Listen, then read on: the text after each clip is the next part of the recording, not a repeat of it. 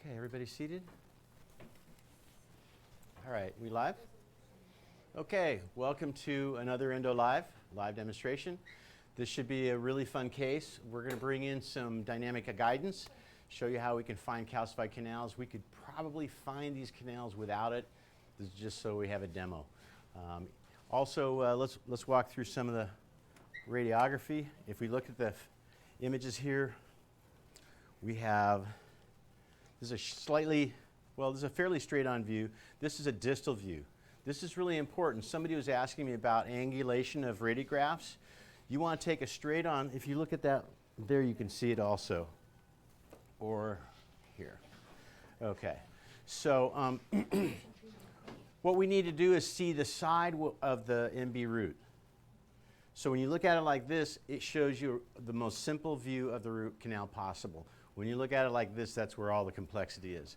So if we don't have a CT machine, we can do that very easily by taking a shallow distal view. We have a sensor holder. The whole thing rotates around, so we're shooting from posterior to anterior, and that turns that root to the side.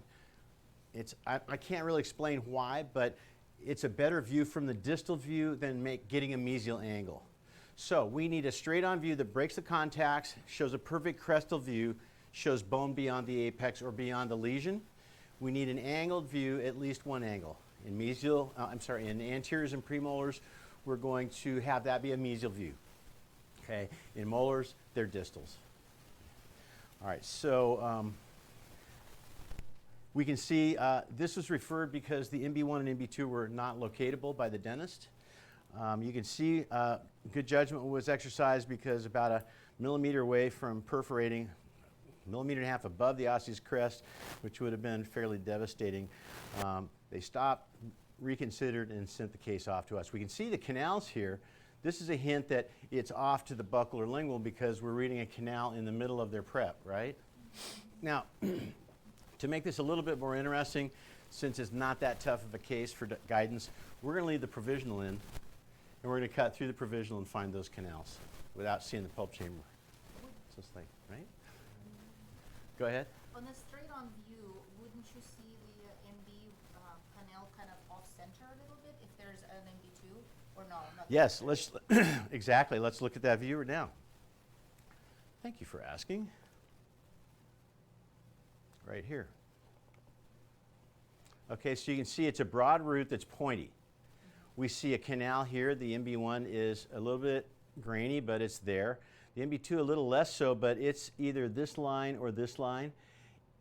This one is off center, so we know there's another canal. There's at least a big fin and most likely another canal.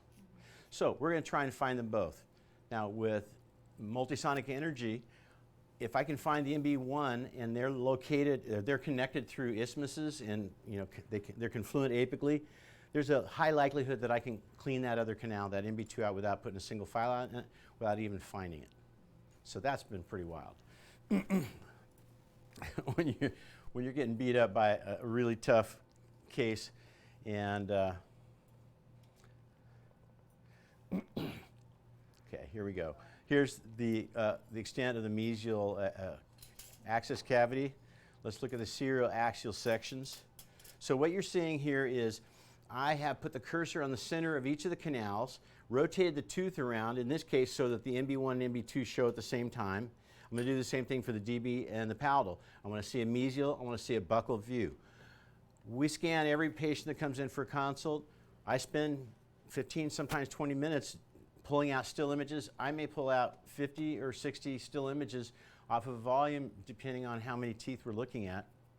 And then I'm going to transfer them all over into the patient record. I don't really want to deal with the 3D volumetric reconstruction in front of a patient. I'd rather think real hard, have it be a little quiet, find those perfect views, and use that. Here's the next view. This is why they couldn't find the MB2. It's calcified. It's totally calcified. You can see the MB1 is off center. Didn't find the MB1 though, because look at the prep. The prep is too far to the palatal. Here, the MB canal is this could be it actually right here. Okay. And just another millimeter below, there we go. We actually have an MB1 there's a canal in between the MB2 and the MB1. So it's an interesting isthmus picture. We may see some really cool post-op imagery.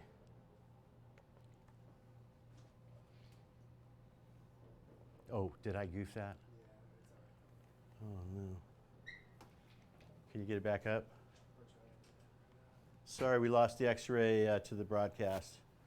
Not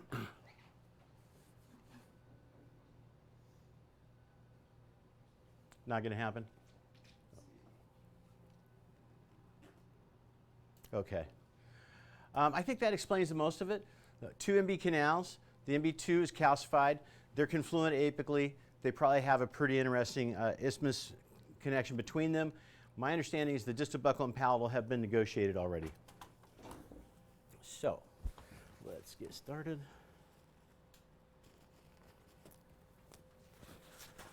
Dynamic guidance is the only type of CT guidance that really works for endo. I spent 7 years, 8 years trying to figure out how to use static drill guides as used in implant surgery, the ones that are milled or molded, printed. There's a lot of reasons that those don't work. The primary one is you have to have drills that are too long. And the only reason we can use those long drills in implants is because there's no tooth there. Okay, so let's just take a quick look here. Let's switch, give me full screen on the microscope shot. Gotta get my cheaters on. Oh, and we probably want to switch to the 400 millimeter lens because this is going to be too close. Huh? Pardon? Yeah, this is the 3D monitor. Can you move this monitor to the left just slightly? Great. Yeah. There's one extra pair here. Here's a pair here. Oh, thank you. Okay. You can see Maria has isolated 3 teeth. When we're using GentleWave, it's really helpful to have a tooth behind so that you have more stability. You don't end up with the platforms underneath the bow the clamp. And really nice isolation, very dry. We can see it looks like an IRM placed in the previous access cavity. So let's start off by doing the guidance case. By the way, and I'm going to change lenses here real quick. Sorry. I use a longer lens for guidance because I need the microscope further away. It can't be in the way of the scanning cameras. The reason I use the closer lens, the 250 instead of the 400 usually is because the closer you are, the more light you have. Light falls off as a square of the distance. Okay.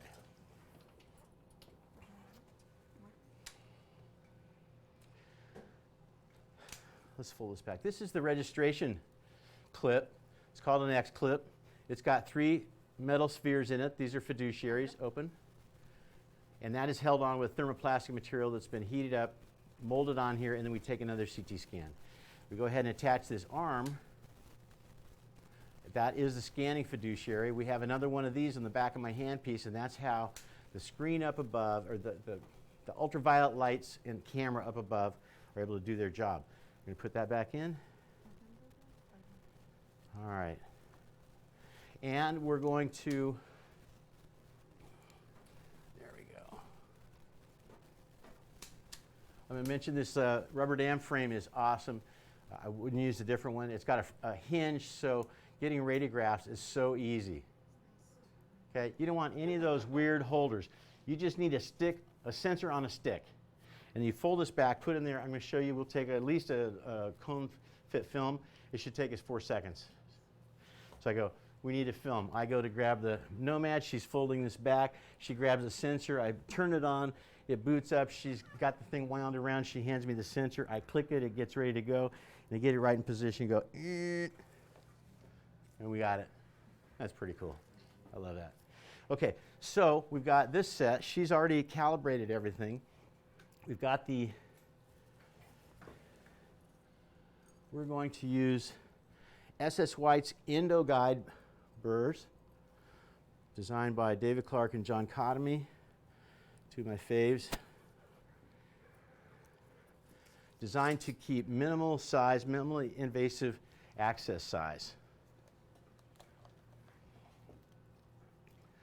Okay, to begin with, we're going to, and can we see the X-Guide screen?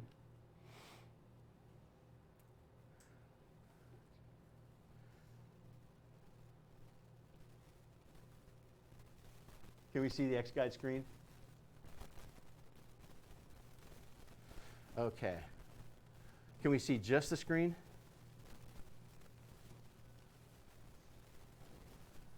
All right, that is so cool. Here I am. Here's the drill length. I'm going to put it on there till it clicks and says navigations line. Here we go. There's your drill length.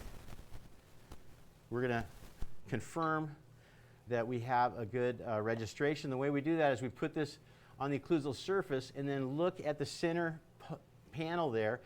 There's my drill, orange with blue inside, right in the central fossa of the tooth. Great. If I come up the cusp tip, it should be sitting right there. It is. When I go down that buccal surface, oh, that is so nice. Anyway, our registration is good.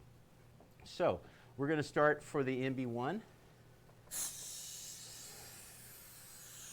When I get near, open please.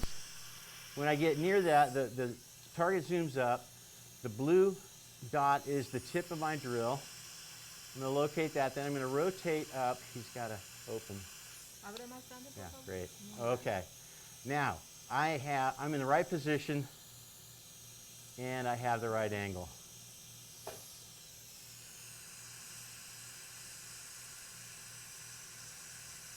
You just got to get your mind right.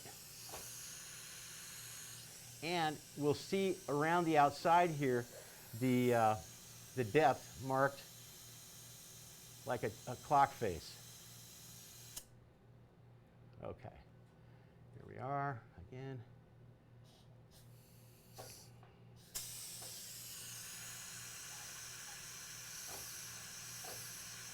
Okay, I see it going around 2. When it gets at 9 o'clock, that's the pre-programmed depth.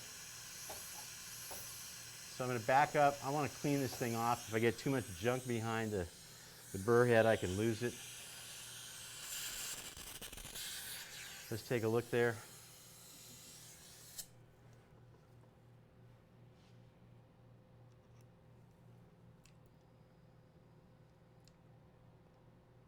All right, we're in there about 2 millimeters.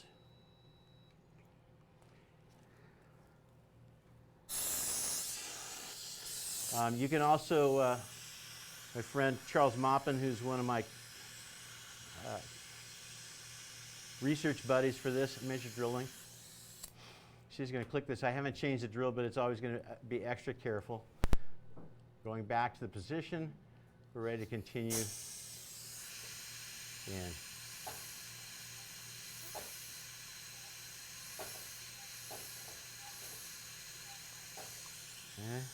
Just air.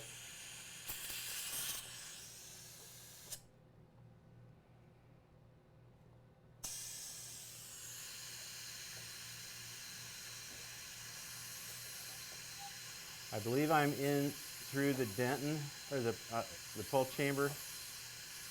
We're in dentin, feels like it's in the root. And I'm almost there.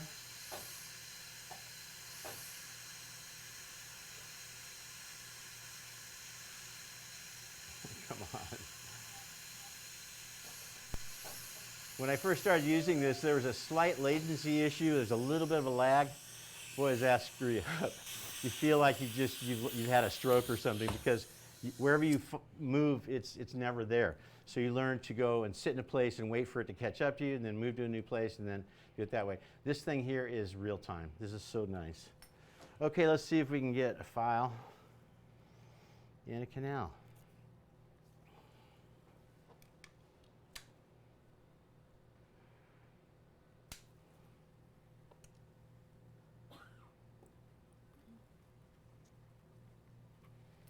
I'm doing this with a hand file. I don't know why.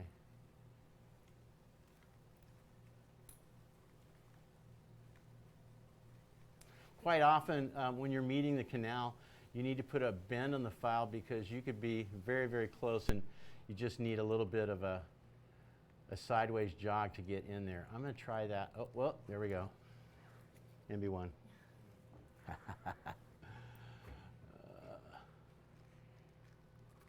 think, yep, I didn't buckle the file. No, I did a little bit. Lube.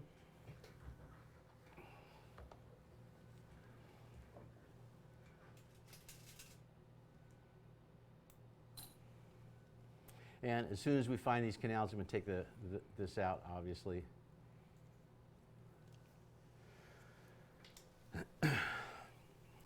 1306 vortex. I'm sorry. Oh, sorry. Thank you. This is a 1306 traverse file. I'm using it with Merita's Root ZX2. And this is an awesome handpiece. It has the apex locator inside of it, and it actually turns itself on when you get into the tooth. This torque limit is a little bit low. Okay. Famous last words, huh?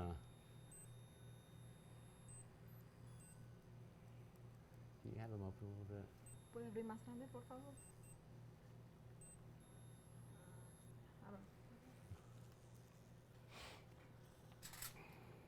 Are these the same hand pieces as in the class? Pardon? Are these the same? This is the same hand pieces in the class, yes. Can you show how to turn on the apex locator function on them? They're already pre-programmed that way. Okay. Yeah. Let's spin a 10K file. Hmm? Would you like to turn that on? Oh, yeah, I sure would. Okay.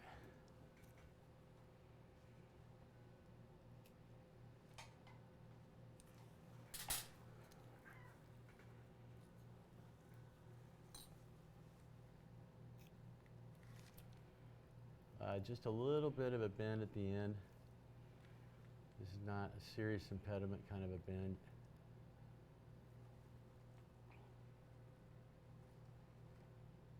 There we go.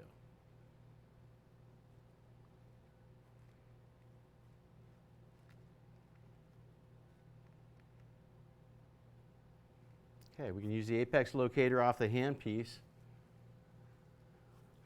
She's going to hold up and show me the face of that.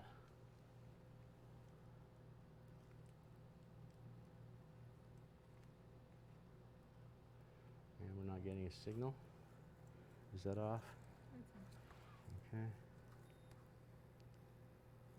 Go back to, okay. Here we go. Rotate long. I'm rotating the file backwards.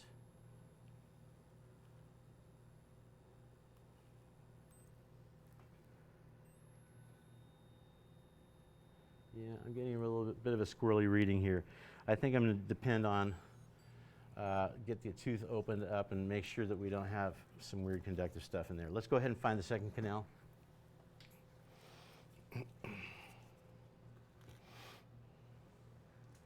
This one's more calcified. You know what? Let's just put a file in there.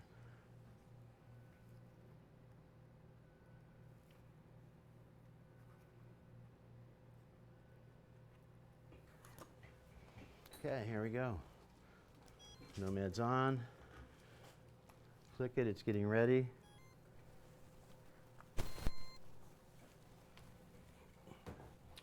And there's the x-ray with a file in the MB canal. Yes. You know, sometimes when I'm showing off, if I get a weird apex locator reading, I'm a little worried. So I didn't want to really go in the next canal until we found out, like, this thing is really working. That's kind of cool. All right. Never trust anything.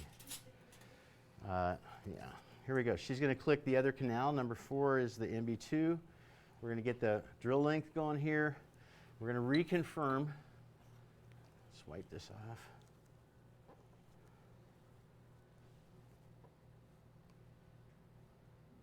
Reconfirm that our registration is good, going down the buccal surface.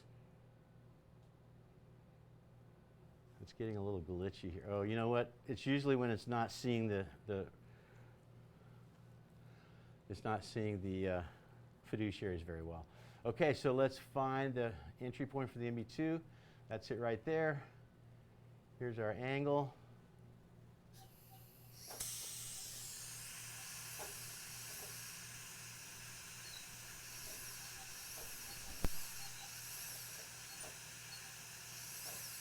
So we're in the pulp chamber now,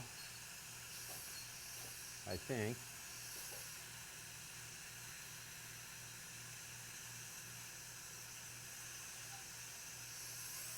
Yeah, there we go. Just dropping the pulp chamber. Now I'm indenting. Now we're going to find the MB2, hopefully.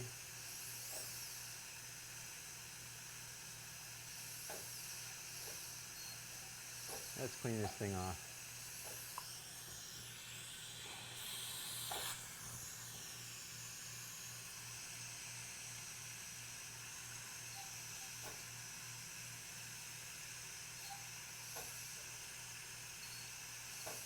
The interesting thing about this device is it was not invented for endo, and it's more important to endo than it is to implant surgery, because you can do it without. You can do implant surgery guided without this device. You can't really do endo without this device. So, law of unintended consequences can sometimes work out really well. Here we go, drill check. Click. Confirm, calibrate, we're all good. This is a finer tip. I'm having a little trouble getting through the dentin. As you saw in the CTs, there's a bit of dentin in this case, and it looks like it might be there. Okay. It will not let you go beyond your length. Let's take the temp out and see what we got inside. Okay, we get rid of this. Can I move it? Please.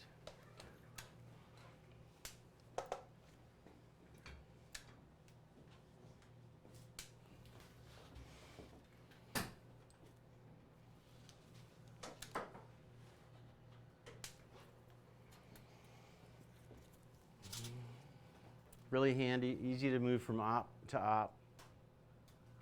And this is the kind of thing you're not going to use in every case. So when you need it and you have a really unpleasant calcified tooth, it's an awesome thing. The worst thing about being an endodontist is having to do calcified teeth, of all. And so now I kind of like them because you can show off. Now every now and then, this thing is off. So you always take a radiograph. Anybody do implant surgery? Okay. You ever tried taking a radiograph of each drill in place? It's awesome because every single one you put in there will get more and more accurate. Put the first one, you go, oh, it's a little bit to the mesial. Then you put the 3 millimeter in and just tip it back a little bit. Take a radiograph, and then you can fuss it in. Yeah, great. Good job on the registration. That was tight.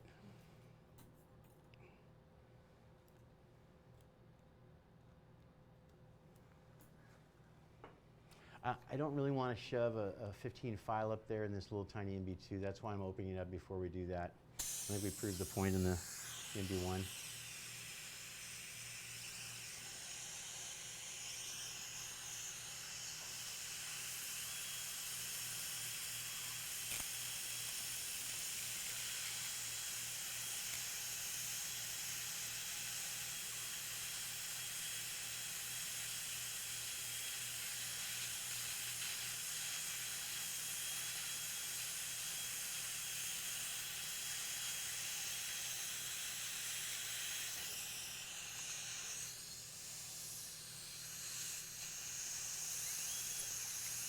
It looked like a weird spot to enter the MB1 in, but turned out it was right.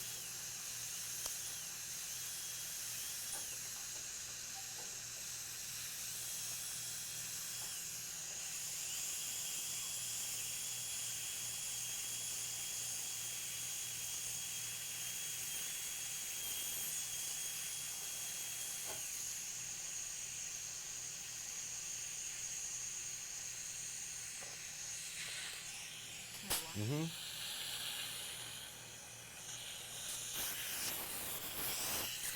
You watch the stand.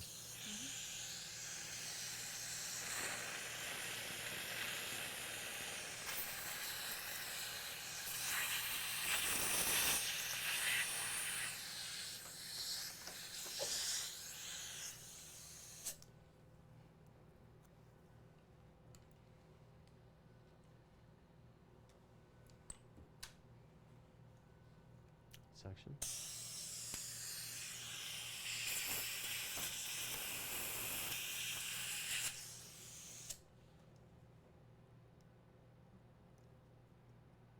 That would be the MB. And the DB is right there. So we're going to come back in and find that.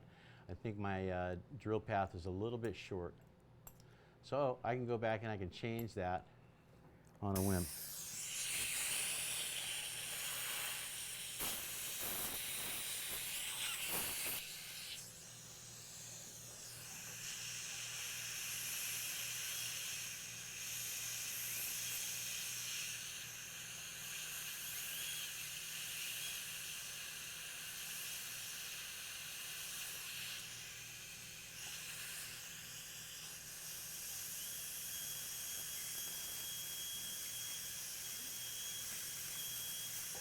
Wash, please.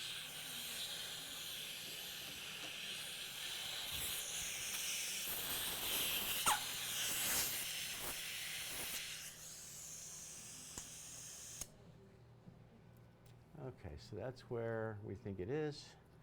Let's see if we can, let me just open this up first. This is the part of the pulp chamber, it was shifted to the palatal.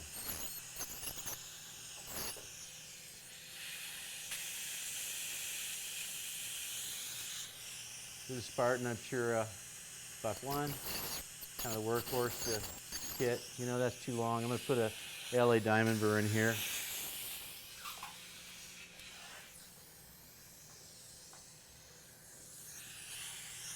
If you like guidance, there's a guided burr. What we do is so incredibly difficult, taking any advantage we can. That's how you become a successful, clever dentist. Okay, all right. Let's go look for the MB2, see if I can get drop in there with an ultrasonic tip. Since we prematurely put the guidance away.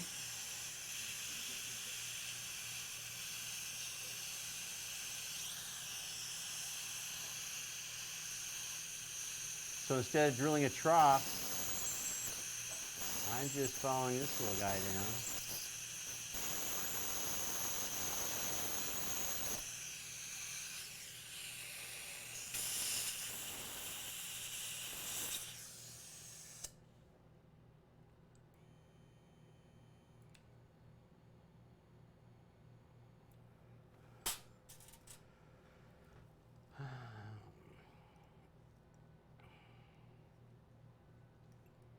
I have a visual clue. I see that little white dot. That could just be where the drill was.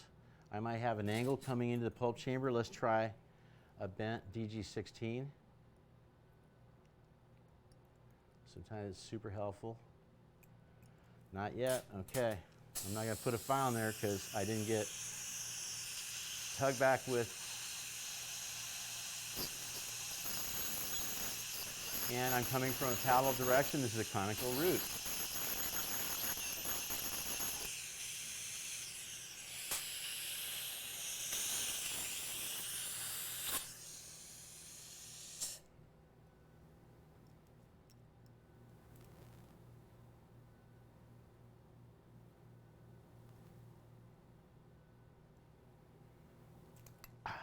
Tug back.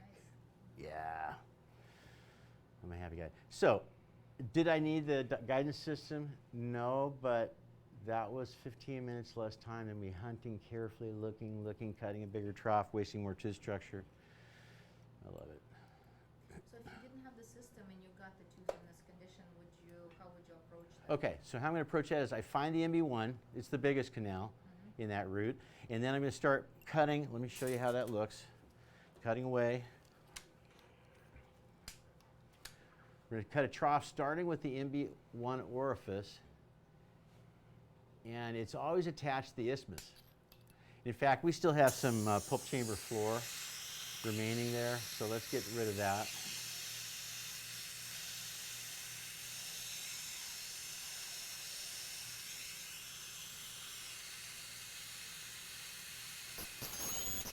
See that light material? So let's cut a little bit between there. Because the pulp chamber floor has a dark gray yellow color, right? The MB1 and the MB2 are always at the intersection of the light axial wall and the pulp chamber floor. So darker light is like some New Age California, cult concepts, like go to the light, go to the intersection of the light and the dark. Lightness is so heavy.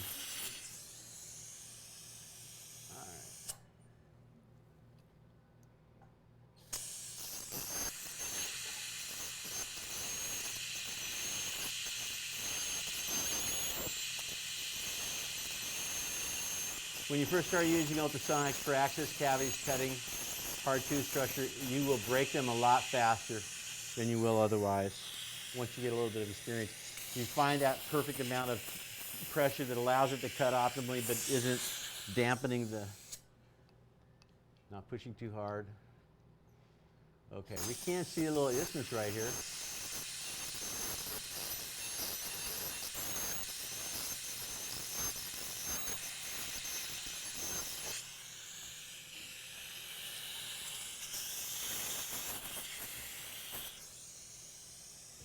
By the way, here's the DB.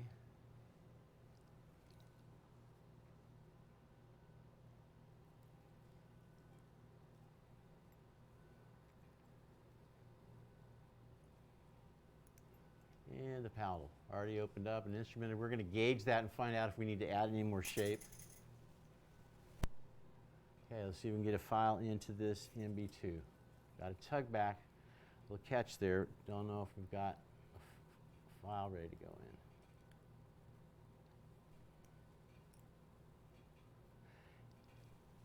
So we're in the part where the canal disappeared. Short 15.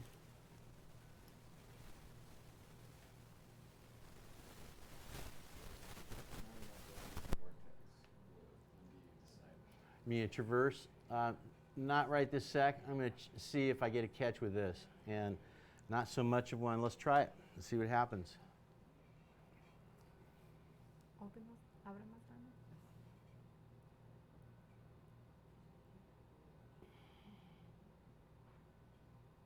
Come on, right there.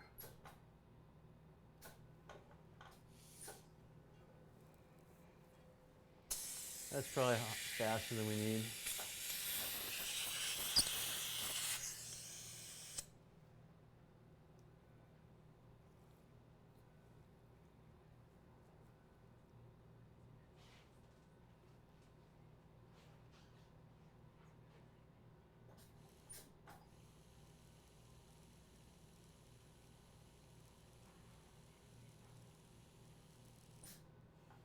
Let's get in the MB1 and see what happens.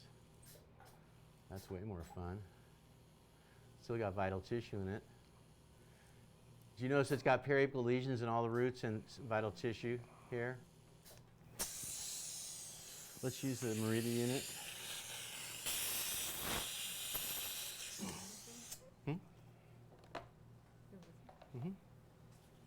With a 1306.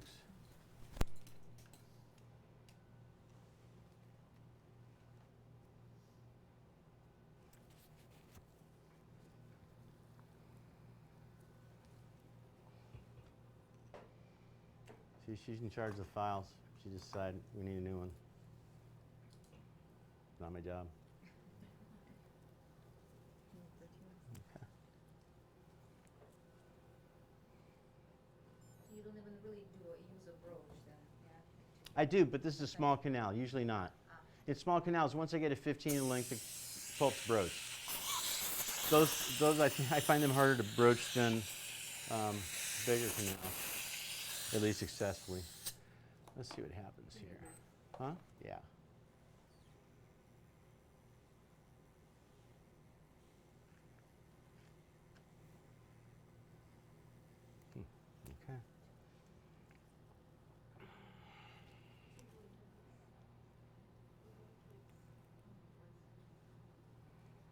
I may have met an impediment.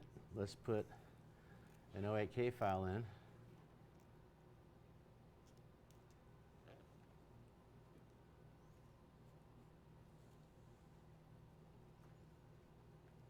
There we go. There was an impediment. I hope that's the root canal.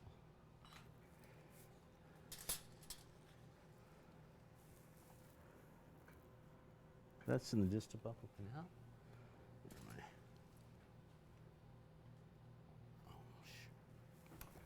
Oh,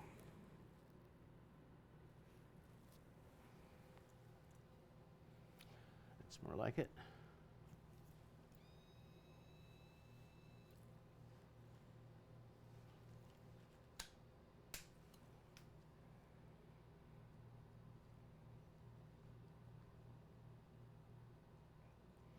What's it? Is this it at our estimated length? That's a distal. This is the MB1. 18 and a quarter, no. 18 and a quarter. Okay, we're not. Now we're patent. Gonna back it up. We're right where I like to be at the 0.5 millimeter mark. We're gonna mark length here.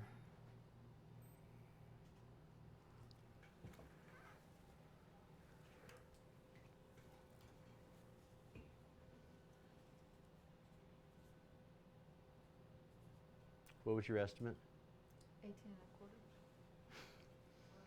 Nice. 18 and a quarter. Perfect. Having a good afternoon, Herrera. Assistant H. Okay. Is that at 18? I haven't said.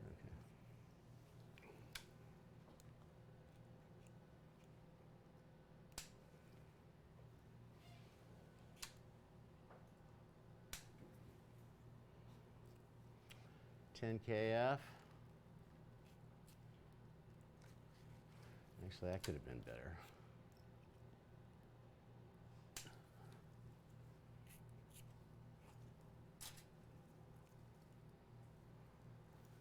These are Zerk mirrors. They throw 30% more light.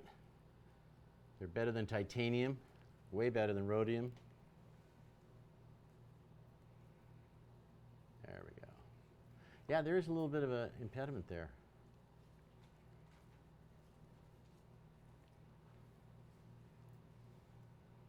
All right, I'm going to put this guy back in. I think I understand the angle. It'll help me get there. 18 plus.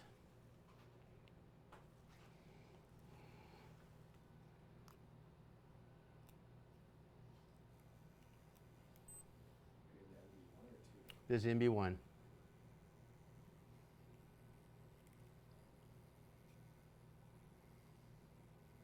Yeah, see, it's meeting the impediment. Okay. Let's try something fun out. Hold that. I'm going to put a bend in this little guy. In this Traverse instrument. Brand new rotary negotiating files by Kerr. My design. I do have a financial conflict. Okay, you put a little kind of Sharpie marker. So this is a vortex file as well, or no? This is a Traverse. So what's the difference? Vortex is what I used to use. Traverse just came out. We don't have enough for the lab. Okay. Yeah. Gotcha. Because they look very similar. Yeah, they are. They have the same flute design. Because Vortex Blue used the flute design from the GT files. And so what's the difference with this one? This one has maximum flute diameter limitation of 1 millimeter. The Vortex Blue aren't limited. Check that out. Did you just see that? Got to pass the impediment. Here's the really fun part.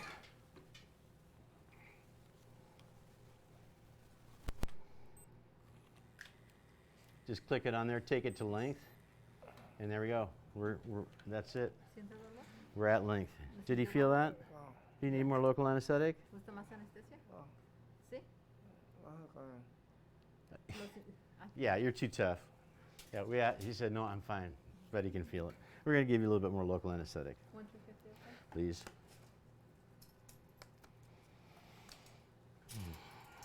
Hold that. Same needle. Do you want me to close a little bit? Yes, please Cierra un close. poco, por favor, la boca. Cierra.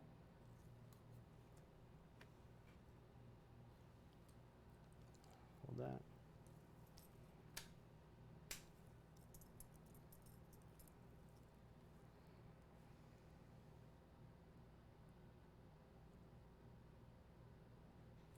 That's pretty inflamed tissue in there. That's been there cooking since he first had this tooth fire off, and it's been, what, a week or two since the initial access attempt? So, of course, that's going to be harder to get numb. Let's see if we don't need one in the palatal. Since we're going to wait for that a little bit, let's get length in the other two canals. Can we have suction? I'm going to wash.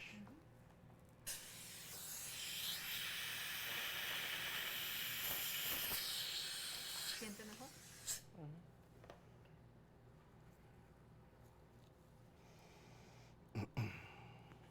Lube. Okay, we're going to use lubricant until we have length determined in each of the canals. Lubricants make my apex locator more predictable. I get more stable readings. Okay, let's see what that does. You're on the distal buccal. Okay, that's so cool. It turns on and off by itself. And occasionally, it doesn't know when to turn on, but it usually works, and it's awesome. Look at that. So you pull it out, clean it off. You're not turning it on and off again. It's just really clever. And there we are. Oh, I either hit a torque limit. Usually that is a torque limit because I have it set to not back up when it hits the apex locator limit. Okay, that's length. I'm going to adjust the stop. Wow, I don't have much of a reference. Oh, there we do. Okay, distal buccal canal, turn to the left. I'm sorry, palatal canal. Palatal canal is the reference. And this is a distal buccal canal. Distal buccal. Yeah. Okay. It's actually the palatal high point. And so because I have it stopped, you can have it do balance force. You can have it do reciprocation. I prefer to just have it stop because it stops perfectly at the right position. I can't do it that accurately. And because it's slightly bound, I can move the stop and the file isn't going to move in the canal. That really enhances my accuracy. Okay, so distal buccal canal by the palatal cusp tip is 22 millimeters. Palatal canal.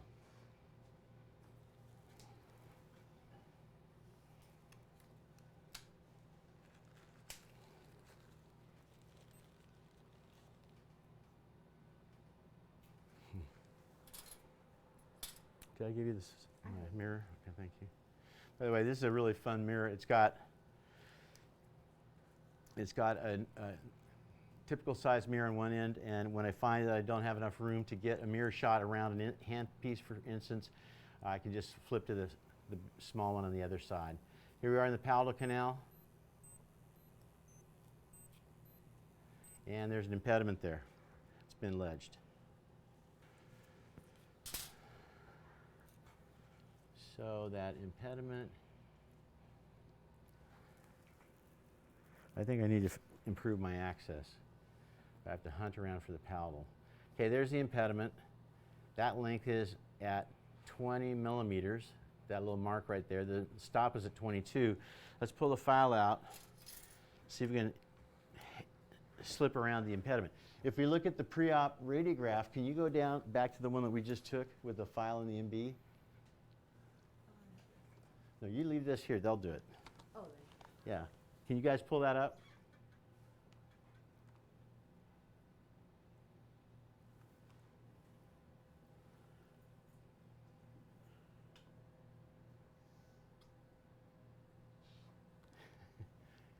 Is the monitor not working anymore? Shoot. Okay, here we go. Zoom that puppy up. Huh? Okay. Yeah, okay, so there's a little hook right at the end of the palatal canal. So I'm almost certainly 1 millimeter short. So I'm going to put, so if I'm a millimeter short, this is set at 22, I'm going to set it at 21. I think that's where I'm estimating the terminus is going to be.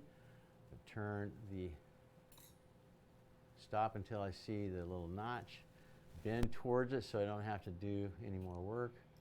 And it's not a huge one unless it's been seriously ledged.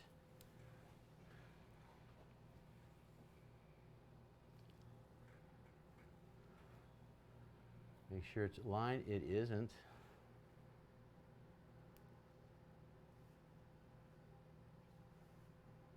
Okay. And that is a distal curve, like most curves are. Meet the impediment right there. And actually, I'm already past it. Let's use the apex locator. So that was actually, yeah, a distal buccal direction. And where are we in the canal? Not quite there. Now I'm there. That's length. I'm going to reference this by the palatal high point. No, by the MB high point. This is such a splayed root. I normally will reference a palatal to a palatal cuss. This is so splayed, it's easier to get here than to bend over to here, and I can see it easier too. So that length is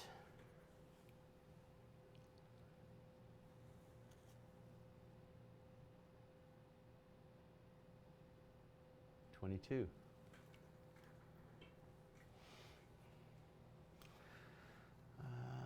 Let's see if I can bend a 1306 and put it around that palatal curve. So, okay, take it out.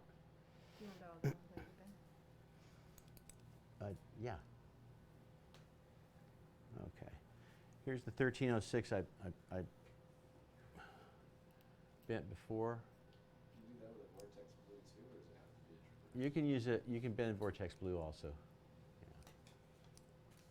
Yeah. Okay. Sharpie marker. Sorry, why do you like that one again over the vortex blue? Which one? The traverse. Well, first off, I designed it. I'm getting paid on it. Let's be honest. But I've been doing this for 30 years, so it's a pretty good design. It's better than vortex blue. I learned the technique in vortex blue, but it makes coronal shapes that are too big, and the shaping files that go with it are not safe at all. Wait, did I put? No.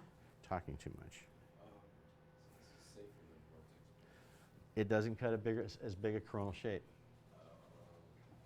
And I think these don't unwind as much as vortex blue. You'd rather have a file unwind than break, but getting a length and not unwinding is even better. Okay, so that was to the distal. There we are. I'm going to clip on the handpiece, and I'm going to intentionally cut this long. This is a 1306. If I take it a few millimeters past the length, it will possibly eliminate the ledge. Okay, we're going to use the other handpiece because this apex locator doesn't like what I want it to do right now. It was taught not to go past the end of the root canal, I guess. Here we go. 1306, we're at length. There we go. Okay. Let's see if the impediment's still there. Let's put some lube in. What? Did I give you the heebie-jeebies? I thought I'd do a good job for today. Oh, sorry. Well, at least there's a reason to come, right? Okay, 15K file at length for the palatal. Impediment's gone. Okay, let's gauge that. I'm sorry. We have a length in the distal buccal. The only thing we don't have is the MB2. Let's wash and take a look for that. I'm going to look for it right now. Then we're going to go back and finish shaping the distal buccal. And then I'll look for it again. What do you do? So in your practice, you look for it when you open the pulp chamber. Can't find it, work in the other 2 or 3 canals. Look for it again. If you can't find it, fill the distal buccal palatal, send them home, bring them back, take a radiograph before they leave, and then you're ready to go the second time to look for it. When you have that radiograph showing the cut mark, even with a conventional radiograph, you're going to know more where you are in relationship. You're going to know to mesial, to distal. Unfortunately, you can't see the straight mesial view without a cone beam CT. Okay.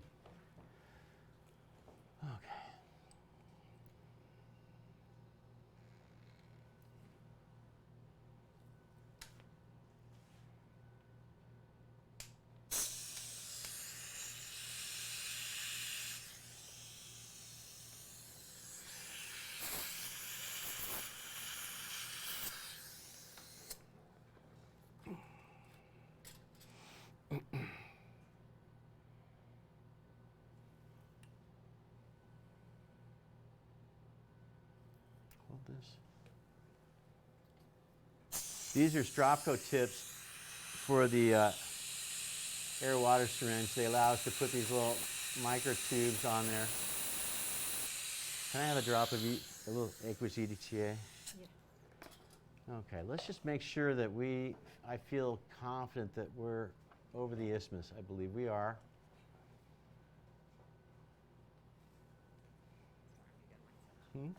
Whoops. You okay?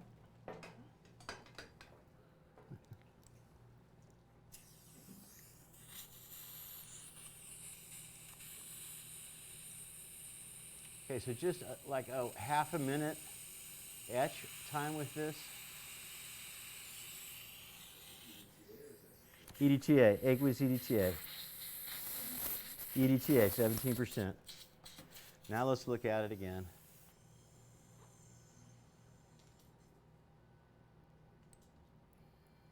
Yeah, it's more obvious. And we're looking in the right place. That's all I need to know right now. What are you looking for, like a white bubbling kind of? No, I'm looking for the little fin, the little isthmus line from the MB1. At the end of that isthmus line is the MB2. Okay.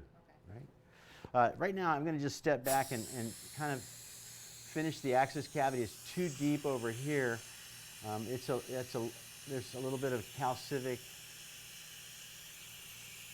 deposits right over it here. So I'm going to just sand this off a little bit, make sure I don't leave any pathogens underneath an attached pulpstone. This is a number 2, super helpful. When I'm not using guidance, this is really good to go up in here, and it'll kind of undercut the mesial marginal ridge and move the preparation in the direction that you need to, which is kind of mesial in a scary direction. You look at MB1 and 2 roots, the parts of the root. MB1 roots have a very smooth contour at the cervical. MB2s look like this. They will often have like a 90-degree bump out. And that's where you got to go to find them. You're going in that direction, and then they head in the other direction. Is he okay? He's okay. Okay. All right, let's take a look here.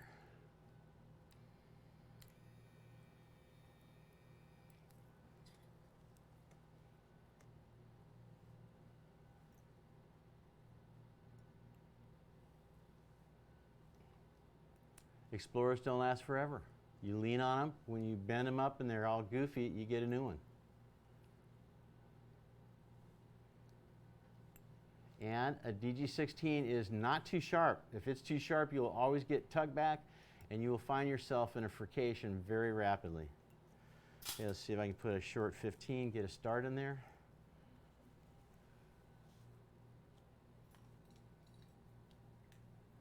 You never know what's going to do the trick. Sometimes I can't get a rotary file in, and only the hand file will work, and sometimes the reverse. Okay, got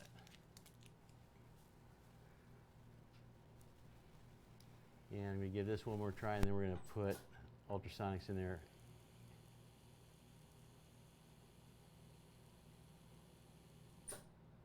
I'm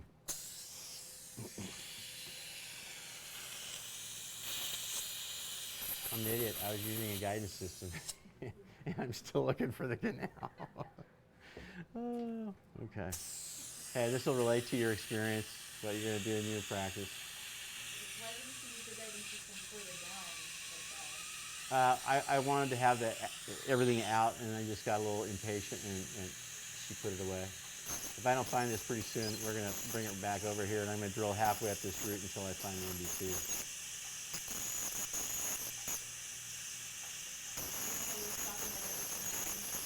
So you're stopping at like 9 o'clock? Would you stop at 9 o'clock? What if you went further? It wouldn't go at that point? It'll go, but it's so loud and obnoxious. You go back in, you reprogram a different length, and then you go back, and it always ends at 9 o'clock no matter what the depth I is. see. Yeah. Hey guys, this is a really good live demo case. Nobody wants to see me have an easy time of it. No. Not going to learn anything from that. Okay, it's a little bit, maybe on the distal side here.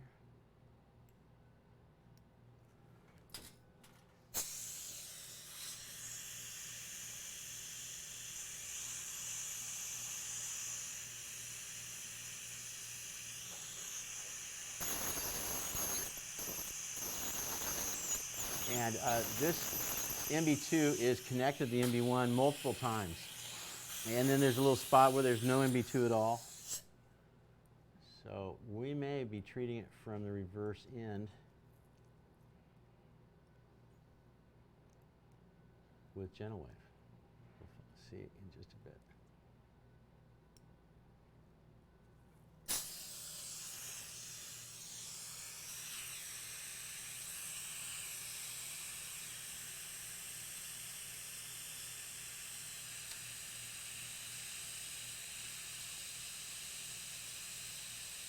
Sorry guys. Okay.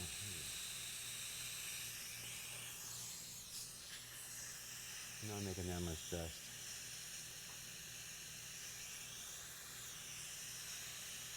I'm about ready to switch down to a 1A, which is half the tip diameter of this one. This is a millimeter at the tip. In fact, I'm going to do that right now.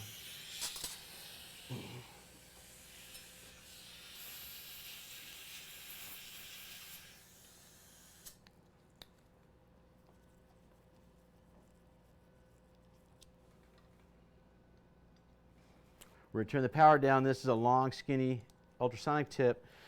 The longer and skinnier they are, the less power it takes to get them to resonate. If you misjudge and use them at too high a power, it's crack the whip and that thing will come apart in seconds. Okay, let's see if I can get a glove, a new glove on this hand.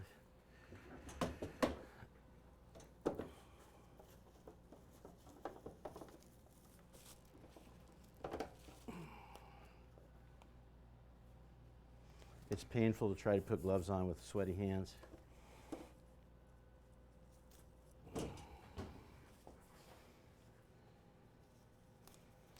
And I'll still relate to Johnson's baby powder. It's a good smell, right?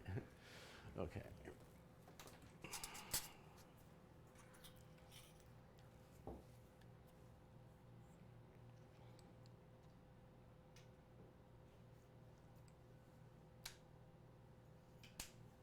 Lost my earbud.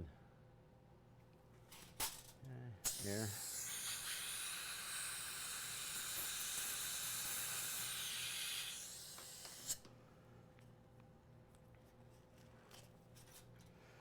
Okay, down to say 60%. And that's still pretty fast cutting action usually. How come I still? Yeah, please.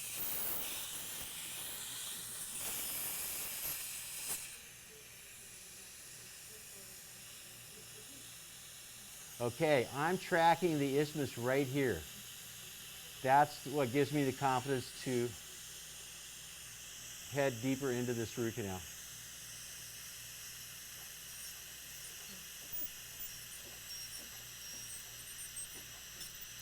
Ask him to open a little bit more. Thank you. Do you guys need it? Thank you.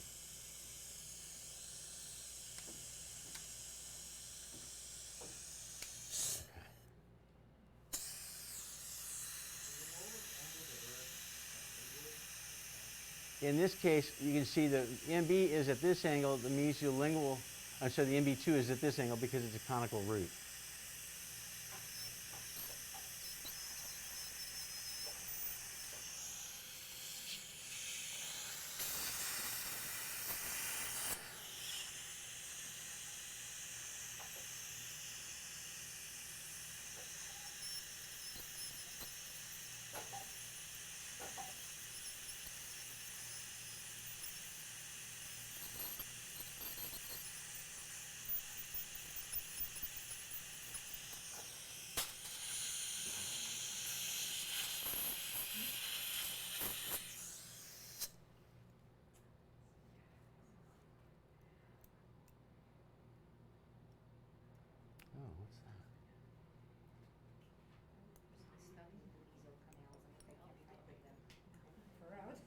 One of the things that is we have as we consider learning success at Dell is when you watch me treat a really ugly upper first molar, if you find afterwards you just don't want to treat upper first molars, that's a victory too.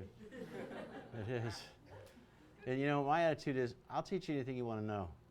At the end of the day, if you know everything I know, it's still a lot of hard work. There's no free root canal payment. So, yeah. So I'm trying a little bit of a angled explorer here, see if different directions will get me started. This thing is probably curving back to the.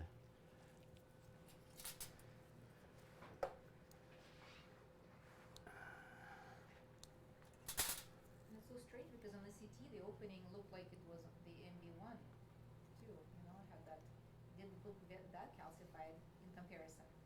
Oh no, the MB1 is the one that showed on the radiography. The MB2 I can hardly see on the CT In the scan. CT? Oh, that was encouraging. Let's see if that meant anything.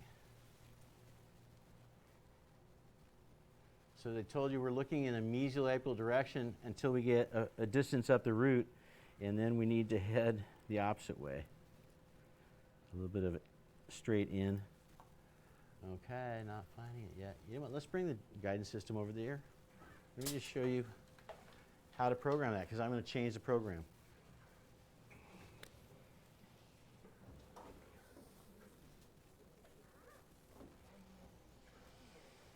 What percentage of the upper second molars have the MB2? Pardon me? What percentage of the upper second molars have Upper second molars less often, But 50% would you say? at in least. experience? At least? Yeah, it's 70% in upper first molars. Okay. And half of those have their own portal of exit apically. So you're risking a 35% failure rate if you're not looking for them. Really, it doesn't make any sense. Although it is wrecking a good time to explain to people about MB2s. Like, I used to enjoy upper molar endo more before I took your course. Yeah, sorry, but Ignorance is bliss. it's true. You know, there's the different stages of competence. The best is unconscious incompetence. It's the Alfred E. Newman, what me worry part. Then the worst one is conscious incompetence. You go like, oh God, I know I'm bad. And then the tough one, that's like you're conscious and you're working really hard to get it right. And then if you stay there long enough, you get the unconscious incompetent. You have a tray on the back. Pardon? Do you need a tray? I do. It's all going. Okay. Oh, what am I using this for? Oh, I gotta quit using that. Okay, so can you guys flip the XNav up here? We're gonna go back.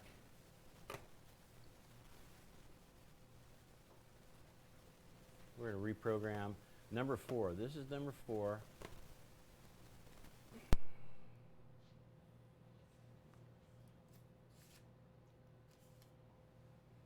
Okay, so here's the axial view. Here's my entry through the provisional. Here I am in Denton. And it's not until we get, you can see I ended it short. Here's my last, wait a sec, no, that's not true.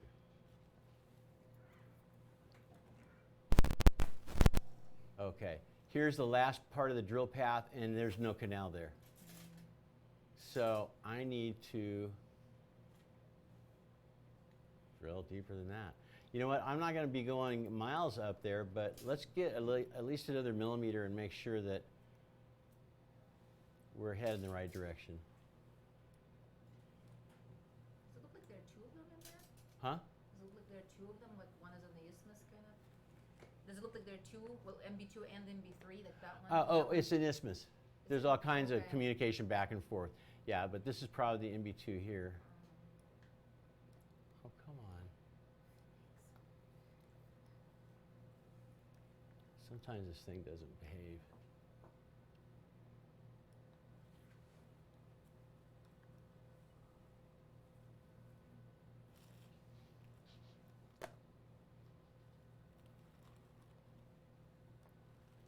Oh, for gosh sakes, here we go.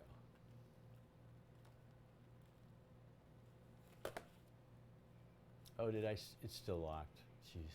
Okay. You can't move it if you lock it, and you do want to lock it.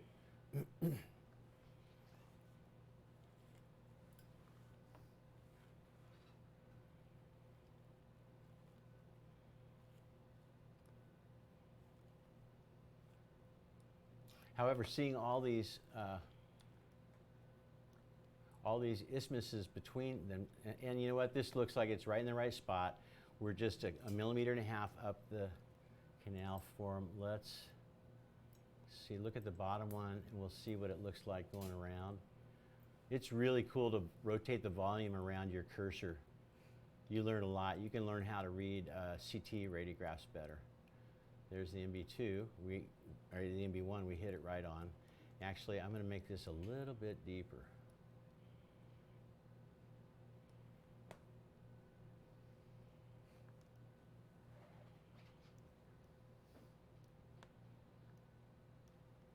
And a little bit angled slightly like this. Let's look at it from the top. Here's the first drill right there. I want to move that just I know that I'm best off in the center of the root, wherever it is. All right, let's see if we can find something here.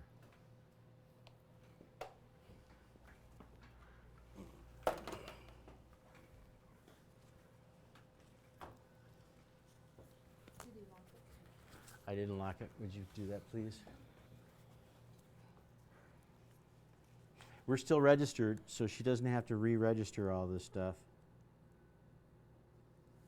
And it's right over the cuspid, right?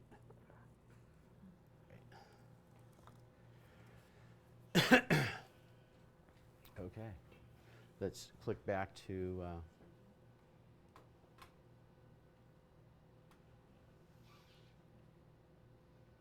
there we go. Cool.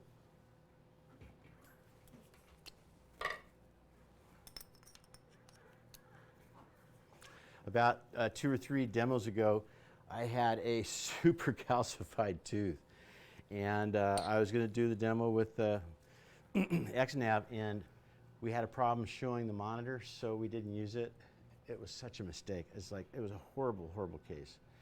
And it was only made worse because I made a bad decision on that. Okay, here we go.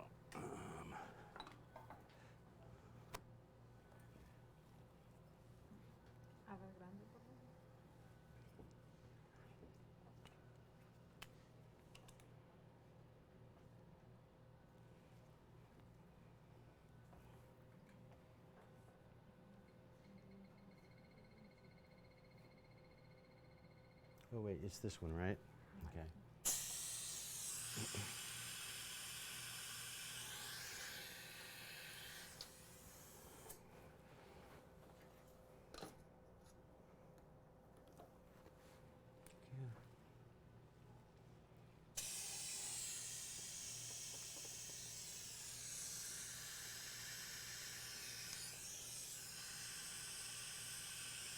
Quick drilling.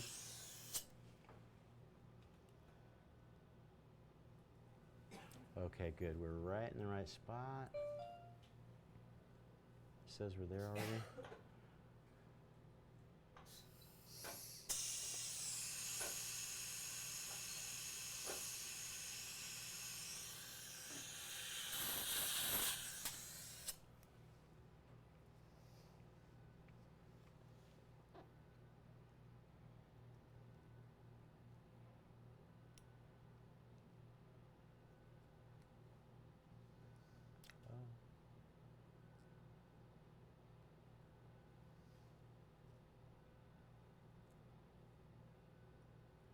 So remember the MB2 canals, a certain number of them are really just a big fat fin. They're not even a real canal. So don't beat yourself up too badly if you can't get into one. If you're finding 100% of the MB2s, you're probably perfing too often. And that's not the objective.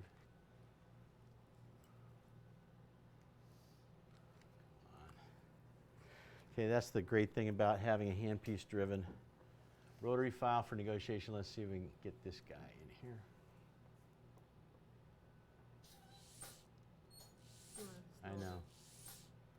Just kind of wanted to do that.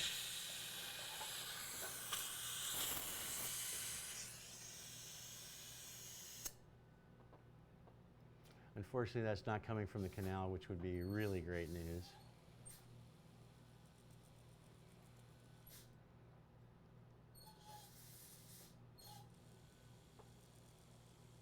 Yeah, I'm not getting in there anytime soon. Okay. We're going to go ahead and platform this thing. We're going to do our best to clean it from the MB1. We'll obturate the MB2. I can always go back in there and work harder to negotiate. But right now, I'm losing safety for not a whole lot of benefit. Okay. And the fact that there was a widened PDL over the mesial root, and given that the MB1 was vital, right? Wouldn't you think that? No, the lesions from the vital canal. Periapical lesions occur all day long with vital pulps. Yeah. Clip. I guess it is inflammation technically, right? If it's an inflamed. Pardon? If it's an inflamed pulp, you'd have some. Yeah. Yeah, you have all the inflammatory breakdown products going past the apical part of the pulp. Okay. Now, one of the challenges in this case is we're missing a little bit of the wall here in the mesial. So we're going to have to build up a platform. It's really important. We used to have problems getting this stuff to stick to the teeth that we were working on until we found out that you need to scrub it with an alcohol cotton pellet. Washing with air water syringe leaves a film there that will keep you from. We'll keep it keep a little lubricant there so it doesn't want to stick.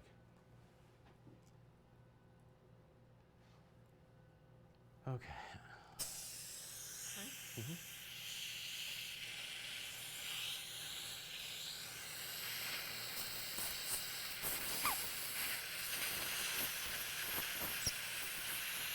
So why am I showing you GentleWave? Well, your GP sometime in the future is not going to be 80K.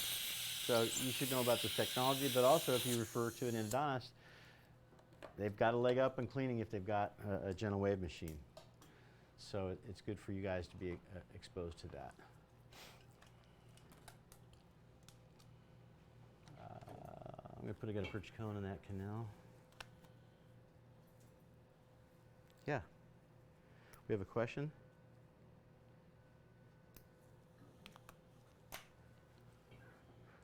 Increasing chances of making a perforation? A ledge. In looking for a calcified canal, I'm not worried about a ledge, I'm worried about finding the canal. And,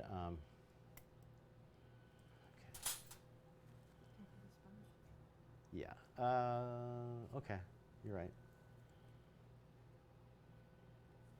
I'm not sure that answered the question, this is way too big. Let's do without it, there's such an open canal system.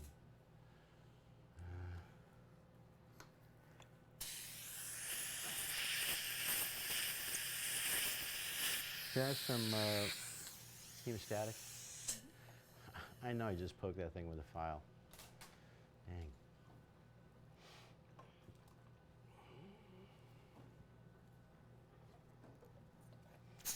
Okay, ferric sulfate. Other than?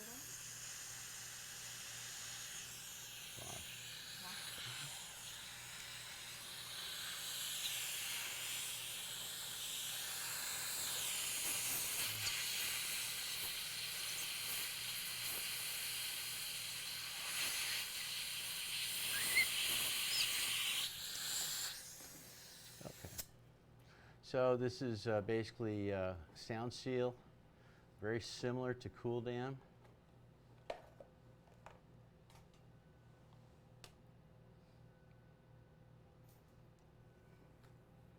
This is Denmat's plasma arc curing wand. I love this thing. I hate waiting for curing. It's so boring. How many minutes a day do you think you wait for curing? This is 5 seconds instead of 20 seconds. How can you guys not afford to use one of those? Or is it like a meditation, a little time to relax and just chill and kind of think about how your life's working out? And If that's the case, then don't change anything.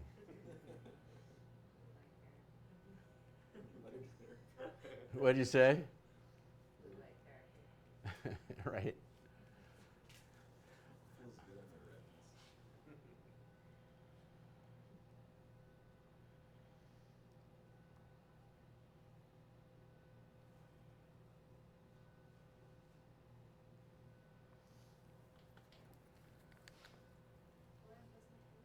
Pardon? What is the name again? This is called Sound Seal. It's very similar to Cool Dam. It's the same thing.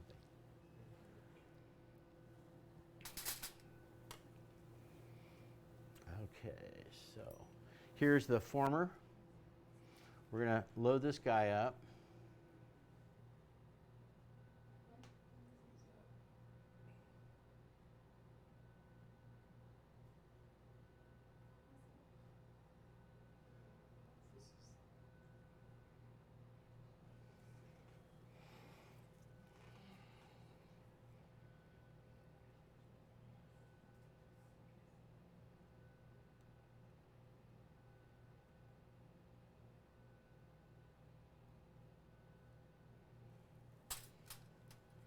Well, trick is this doesn't really work without a seal because it has to have a vacuum inside the root canal system to be safe. And if you, the biggest problems we have are cases where the root tip is in the sinus and there's a lesion around it, and we actually have the ability of air to enter from the sinus in and contaminate it. You just have to stop. You pack the canal with calcium hydroxide, wait 2 weeks, get it to heal, and then come back and see if it has a seal. Here is perioprobe. Great.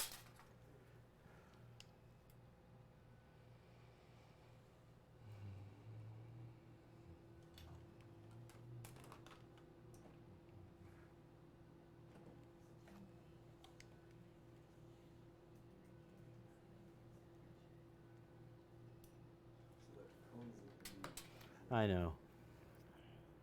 Wasn't the plan. Hmm? Well, let's cut it open first.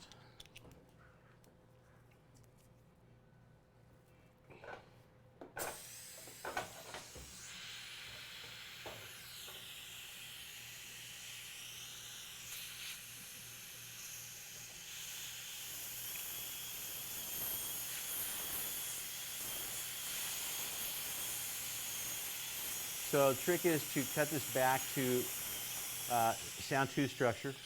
You don't want any little fins in there because there's a back movement of fluids that will collect in there, and that will lessen the effect. Okay, so this looks good on the buckle there. Here's the MB.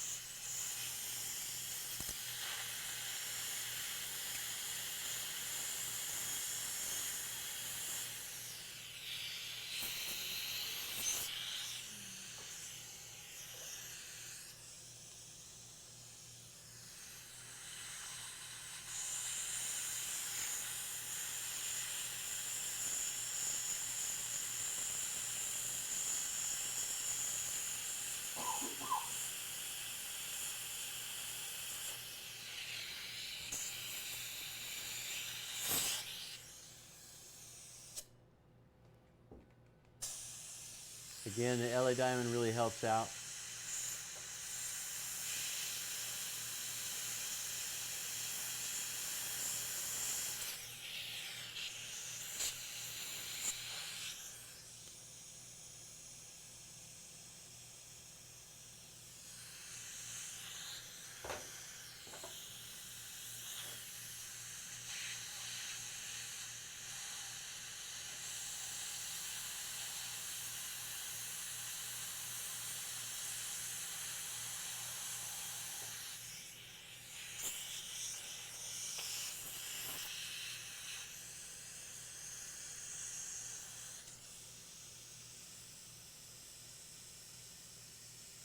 These little mirrors really are helpful.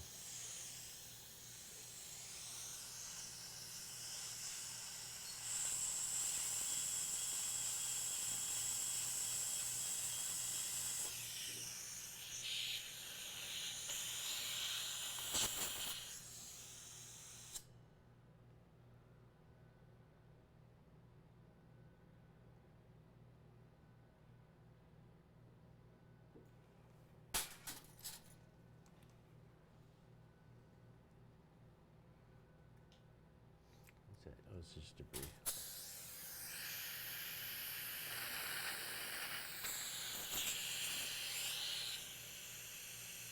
Okay. That looks great. It's okay. I might trim it just a taste great back there.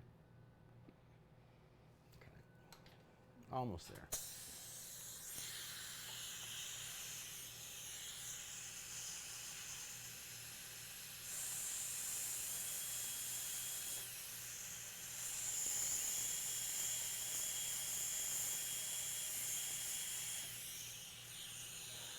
That should just about do it.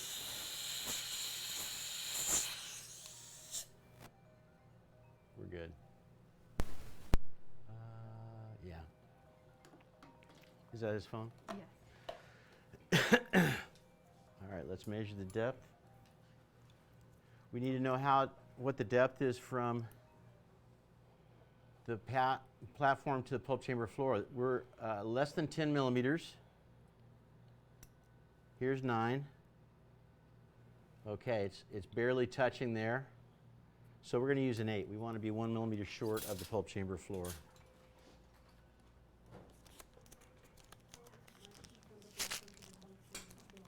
Pardon me? Okay. Pardon me? Why did you put a virtue on the MB1? I put it because I didn't want that sound seal to go in the canal orifice. It's easy to get out, but it's a pain in the neck. Learned that the hard way. It's especially painful when it's a demo and everybody's bored out of their mind. Do you guys like the demo? Yeah. Is it helpful? To me, I think it shows a lot of little in-between things that are too mundane to talk about, but like how you grab the paper point and what it looks like and all that stuff. I think it's the only really authentic way you can tell somebody how to do a root canal. Otherwise, you could be a poser. There's a lot of people who talk a big game and don't play the game. Okay, so we're going to put the instrument on the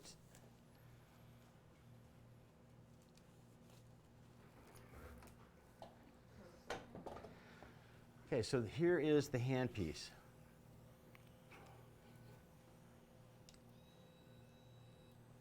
Sorry, procedure instrument. Bob Guy had to have me for that one. They don't want to call it a handpiece because it doesn't rotate, and you know, that's kind of scary.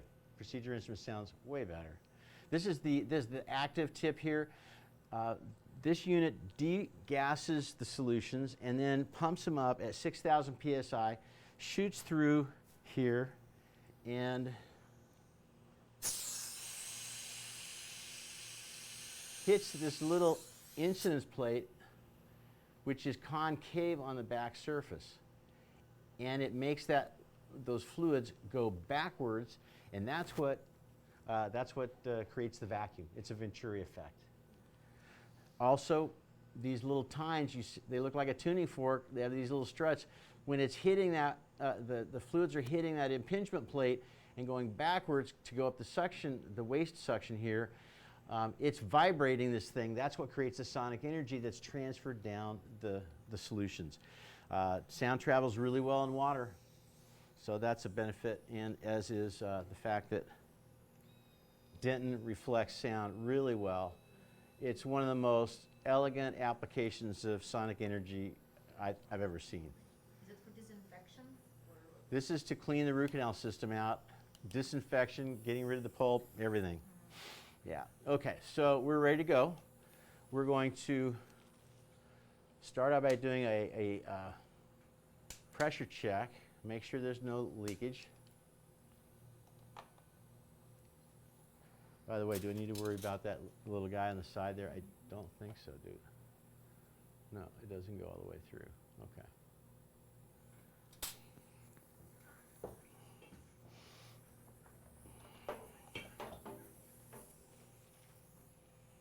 So what I'm looking for is air in the system. I don't want it. It's not, touch the screen. Oh, it's still, okay. Here we go.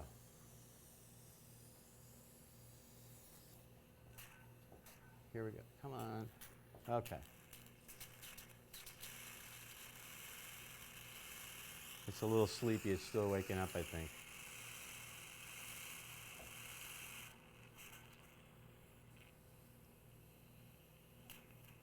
What is the liquid in it? Yeah, what's This is sodium hypochlorite. This is actually distilled water right now. It's doing the leak check. And, okay, that looks good. No air. So, it's distilled water. It's a 1.5-minute cycle. If you can't find an MB2, you might want to go ahead and put a platform up and then stage a platform and do the 1.5 minutes. A lot of times it'll be bleeding and open when you go back in there. Is he okay? ¿Siente dolor? ¿Está bien? ¿Necesita ir al baño? No. Oh, he's okay. He's okay. All right.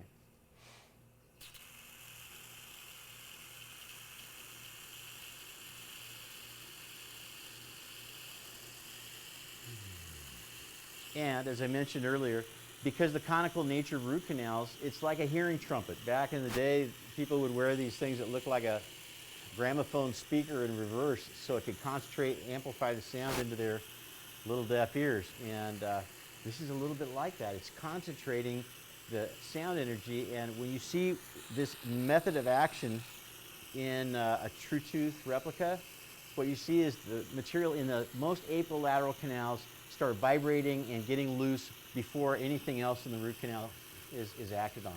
So it actually cleans the canal from the reverse end. Pardon? Wait a sec, I can't hear you. Oh, yes, now it's in hypochlorite. Thank you. Yes. So we passed the leak test. Now we're getting ready now we're starting to do the important part, which is sodium hypochlorite for 5 minutes. We did instrumentation in all the canals. It's not complete. So the trick is you just have to ensure, we're getting some air in here. You just have to ensure that you're getting, do we have any leakage in the back? Do you think we are getting leakage in that silly thing? All right.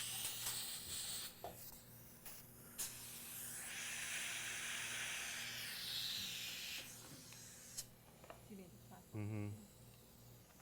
Or just the ceiling? I'm just going to put the stuff in this part here.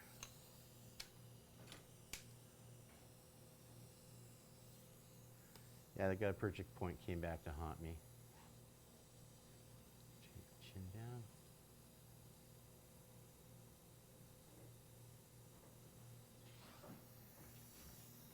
No, not yet.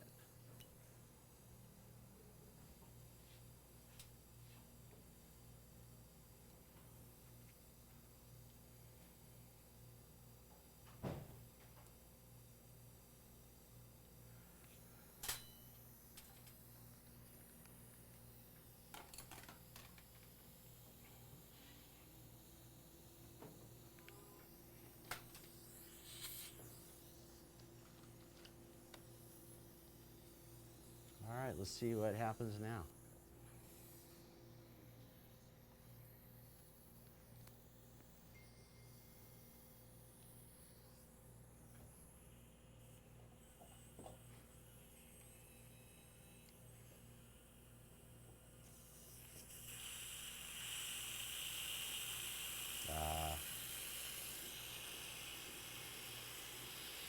All is good.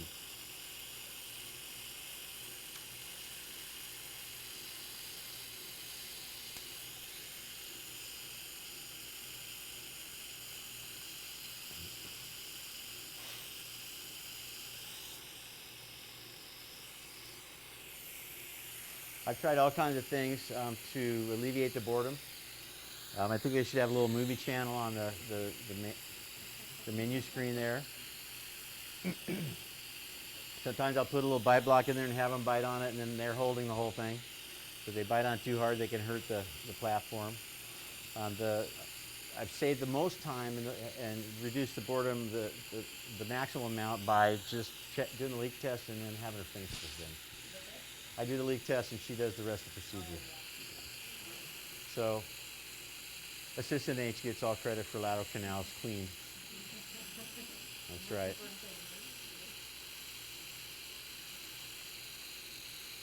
We're at 1:30. Is the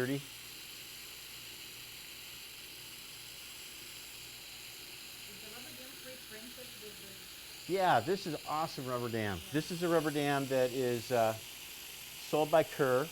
It's got a pooched out area so you're not stretching to get back on that tooth. And you don't need a, yeah, here it is. You don't need a rubber dam punch because you just clip the little nub off there and that's a hole. And when you clip that off, it ends up with like a little turtleneck sweater around it. in the perfect spot too? You get so much less leakage. Yeah, it's the best rubber dam. So I don't like their frame. Put this little hinge frame with that rubber dam and you got a perfect combination. As you can see, we're using black clamps. Black clamps are a lot nicer because they don't reflect incident light. So Dental Education Labs just came out with a whole set of black clamps with serrated edges, tiger edges, and they really are nice. Okay, 2.5 minutes. We're halfway through the hypochlorite cycle. I've treated open apex cases with this. It doesn't matter. Everybody's like freaking about that, worrying about having hypochlorite going through upper molars into the sinus. The only issue with the sinus is air coming in, and that's it. If you have an open apex, there's granulation tissue or periradicular tissue there that's intact. You have hydrostatic back pressure, so it's not going anywhere. It'll just, if anything, make it bleed a little bit when you finish. Those who started it and before everybody had shared their experiences, really a lot of concern about the bleeding after you finish the cycle. But basically, and that's only because that's always been a really bad sign. If you have bleeding coming out of the end of a root canal, you might have destroyed the end of the root. So, or we're worried about this situation. What if that's caused by hypochlorite, pulling out the periapical tissues and making them bleed more?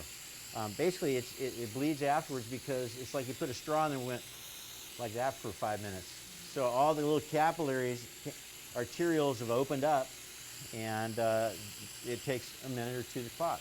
All you have to do is irrigate with refrigerated 4% saline, 4% hypertonic saline, and it quits within a minute. Okay, we're at 4 minutes. We're only a minute from being finished with this part.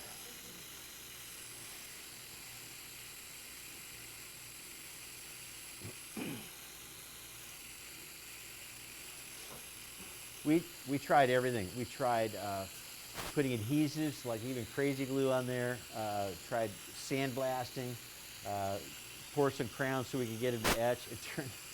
And we would do things like glass ionomer walls, you know, for missing a wall, or composite, bonded composite. Turns out bonded composite and glass ionomer really takes a long time to cure. You cannot put a vacuum on that stuff and not have it leak unless it's been like an hour or two. So it turns out that the cheapest, easiest way to do it is just the sound seal, and the trick is just scrubbing it with the alcohol cotton pellet. Okay, we're almost done with the hypochlorite cycle.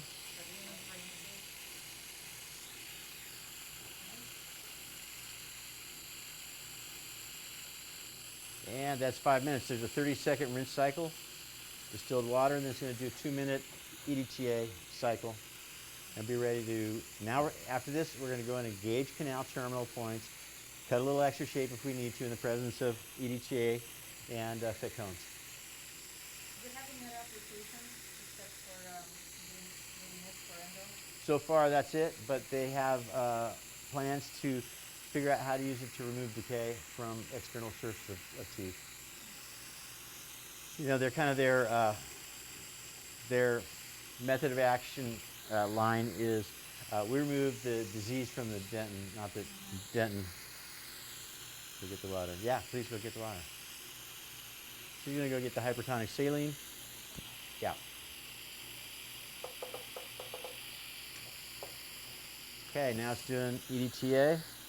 By the way, because it's degassing, it's much more effective, and it's using half strength. So it's 8% of EDTA, and it's only 3.5% hypochlorite.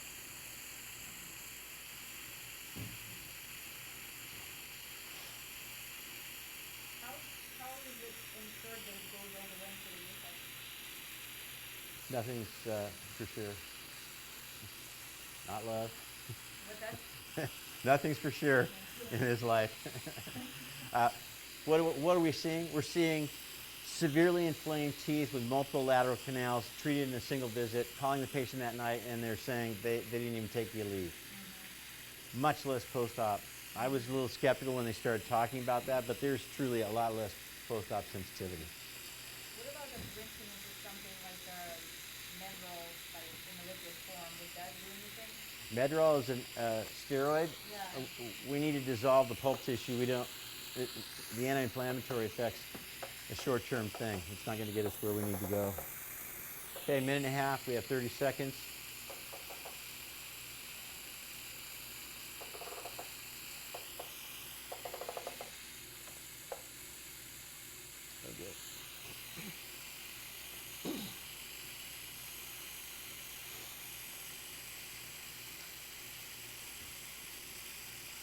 Okay, almost done. 55, 56, 57, 58, 59. There you go, we're done with that. Canals are clean. Now, have all the cases I've treated worked? No. I've had 2 C-shaped molars. Both of them had some little remnant in there. They're so complicated. My personal opinion, and this is not any part of their testing or regulatory approval, but I'd probably run 2 cycles on a C-shaped molar. There's just too much tissue to work out of it. You have complete sheets of, of pulp tissue down the buccal isthmus between the enamel and the, yeah. So we have bleeding, good.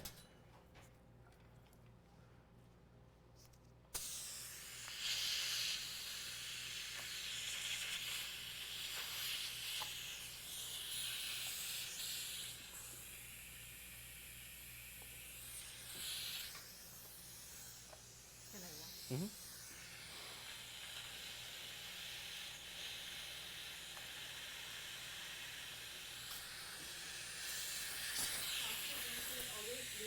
Yeah. Mm-hmm. Okay, let's rinse. Check it out. It could be bleeding from the MB2. That'd be really good news. Or maybe not. We'll find out. Can I use the hemostatic again?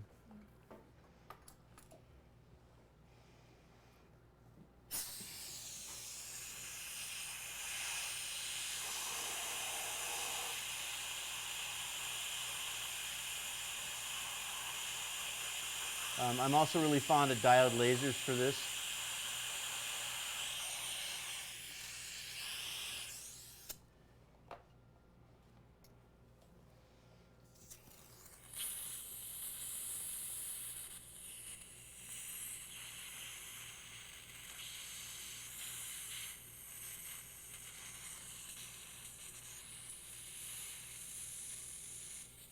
Okay, I wish it would suck up the blood in the MB2 orifice there. That would be good. But it's not, so it's not patent currently. Like I said, we're going to fill the MB1 and see what happens. We may need to go spelunking and find that MB2. Okay, it's already slowing down. It's almost stopped bleeding. Let's go in the palatal.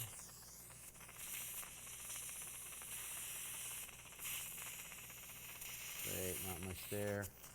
Just a buccal. Okay. EDTA solution. We're going to complete shapes, fit cones.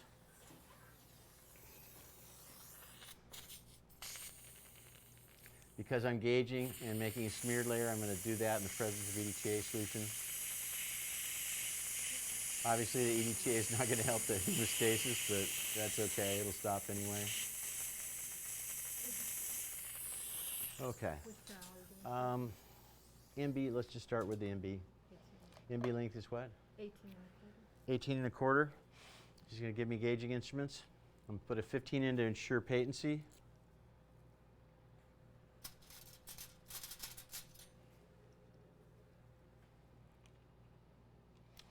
I can't really make this access path any easier without unnecessarily wasting tooth structure. So here we are, patent. That's the end of the root canal. I can feel it.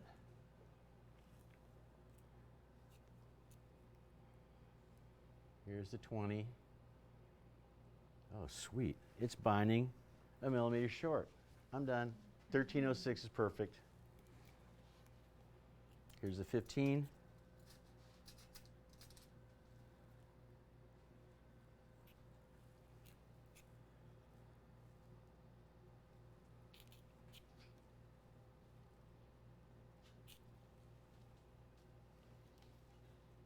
10.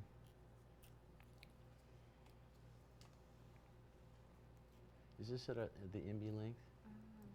I don't think so. No. We're at 18. 18 according. Okay. Endo bender.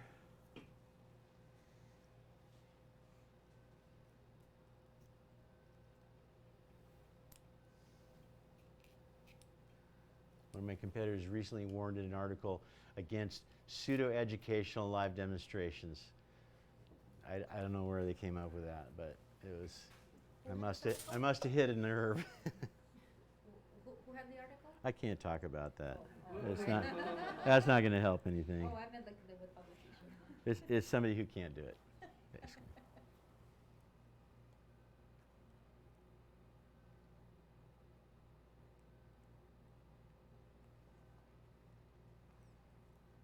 He's feeling that? ¿Siente dolor? Yes. Okay, let's give him some more. Vamos a dar un poco más de anestesia, ¿ok? ¿Sí siente? Yeah. 1, 2, 3. Mm-hmm. Same here. Mm-hmm.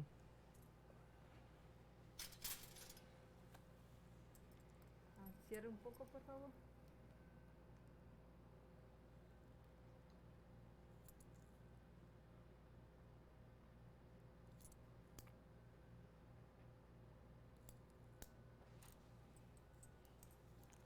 You want to give him a little saliva suction there? You know what? Let's go work on the DB while that gets more numb. Not a happy canal. Okay, distal buckle length is Distal buckle is 22 at the palatal high point. Here's a 15, confirming patency.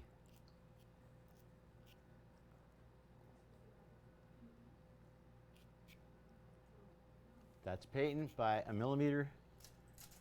Here's the 20. Ah, nice, okay. So we're done with that canal. So these are single file canals, basically.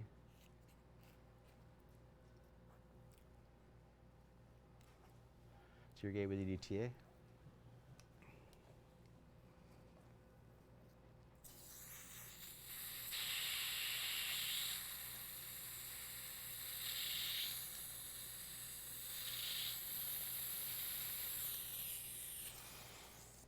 Okay, and what was the last thing I did with the file? The last act with the file in that canal? Patency file dropped through in the presence of EDTA. I'm going to keep repeating that because if you just do that, you will never have cone fitting problems. If you can take a 15 file and go to and through the end of the root canal without any hitches, your cone will do the same. Pardon?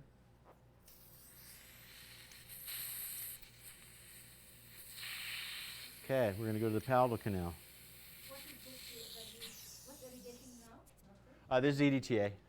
Yeah, I just want to remove any smeared layer that ends up in there. Here's the 20. I think we got rid of the, this was referenced by the MB high point, right? Yes. And what was that length? 22 even. Okay.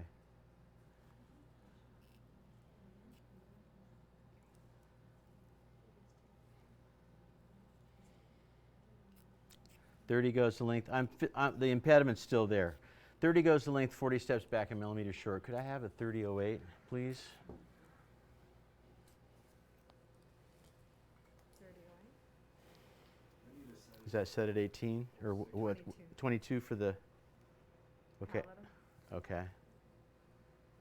Yeah, not really. What was the question? When do you decide to go from 06 to 08? This is a medium or large root. I'm usually going to have an 08 shape. Unless I'm doing GentleWave and I have a nice tight terminus, a small I'm not trying to shape the canals a lot, but if I'm fitting normal cones, doing typical irrigation, I need a little bit more room in there. Okay, so first cut, filling the shank part of the flutes, not the tip. Remember, this 08 has a maximum flute diameter limitation of a millimeter, so it's not going to create a huge shape coronally. Okay, that's all the more it's going to get us. Let me put a bent file in there and see if I can get around this irregularity. And what's the easiest way to obturate an impediment, around an impediment? Carrier. Didn't we talk about this? I'm just giving you a hard time. Okay, so we're Peyton. It's all good. And here's Peyton. Here's the impediment. It's literally a 1/2 millimeter from length. So I'm just going to fit the cone to length, and cementing the cone will do the trick.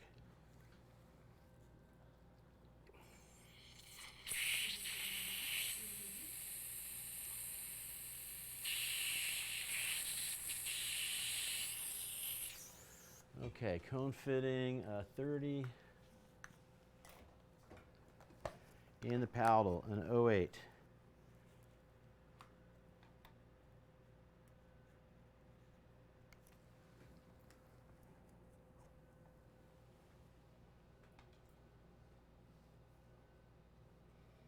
That thing may be clicking past the impediment. Sometimes cones will fit to where files don't want to go because they're rubber. Length there is 22 millimeters. This cone was fit to 22.5. Awesome. It was clicking past. I can't explain that. It just did. So now we need to be at 21.5. We need to be a 1/2 short. That's what I noticed with fitting that I purchased too, is that they were not going, they were going basically to length even though I trimmed it.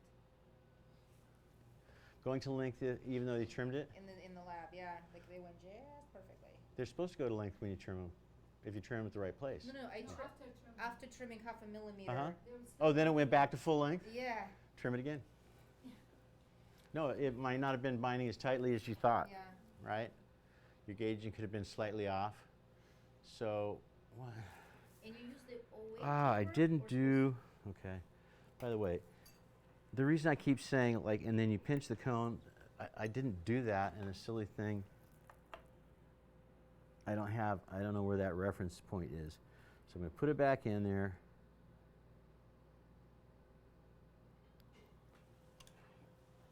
Now it's probably not going around the impediment, but let's check it out. Oh, okay, we're still at 22.5. This time, I'm going to pinch the cone so I have this reference. Put it at 0. Cut the extra.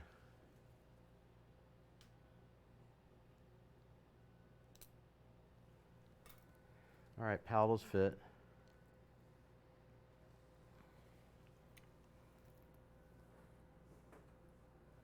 And do you use the same taper as the GT file that you finished with, or do you go to one Same taper taper. Nope. Taper. I told you the secret. The taper is actually less than it's listed. The number on here, an 08, means it's an 07 taper for an 08 shape. Okay. Right. Okay, so let's see if we fit in the distal buckle. We have an 06 taper.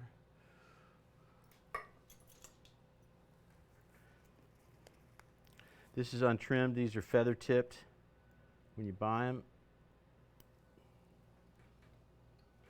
So let's see if that fits to length in the distal buccal canal. Remember that we've only had a 1306 there to length.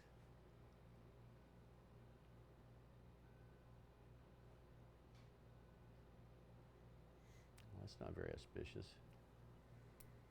That ain't happening.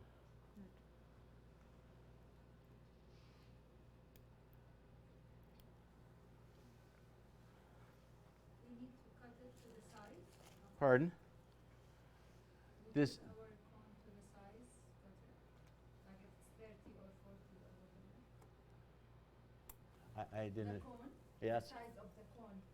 When we put it in that ruler with the sizing, Uh-huh. do we do this here now? Yeah, she already She adjusted already- these. Yeah, oh. so I have, she's taken, they're all feather tipped, and I travel a lot. So one day she has nothing to do. She sizes the whole box of them to a 30. I got you. Yeah, they don't come that way. They should. What's nice, less inventory though. Mm-hmm. Yeah. And like, really, you only need 2 sizes. You need an 06 and an 08, and you're covered. So, you know, if you don't understand, you'll think it's wrong or more of a bother. But this trimming it seems like an extra step, but you always have to trim tip size gutter perch. You've never had one fit where you took it out of the box. So let's see what this measures at. So length in the distal buccal canal is? 22 for the palate. We're at 22 and change. 22 and a half. Awesome. All cones are fitting at 22 and a half today. Here is 21 and a half. All right. God, I hope that MB2 fills. Really not in the mood. Okay, so let's go back to the MB and finish the shape. If you're doing conventional irrigation, you would definitely have hypochlorite in here during this period of time because putting the cone to place and taking it out is super effective. There's actually research showing that it helps exchange the solutions and activates the irrigants. What about like endo activator? Does almost nothing. Does almost nothing. Yeah, if you look, Eric Herbranson has a beautiful true tooth that he does GentleWave on, and so you're seeing the whole mechanism of action. But before that, he does passive irrigation. He does endoactivator, and there's nothing moving in the apical half.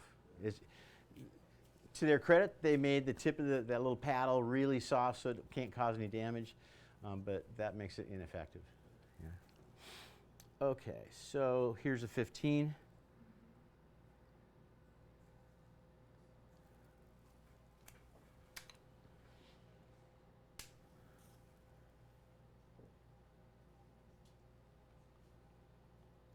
It's a little irregular there. Here's a 20. I think last time we gauged it, didn't a 20 bind a little short? Yeah. Okay, we're done.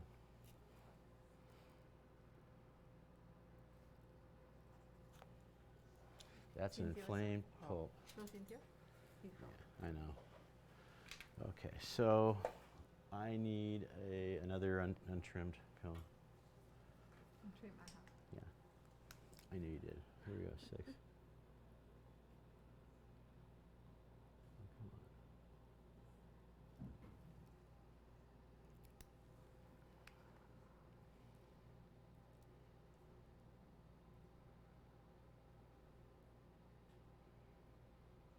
on. Nice crisp tug back. What you find is the first time you put it in there, if you had EDTA and dropped a patency file through, your first cone is going to give you tug back. Okay, pinching the cone, measuring it. Our length in this canal is? 18 and a quarter. We're at 18 3/4. Nice.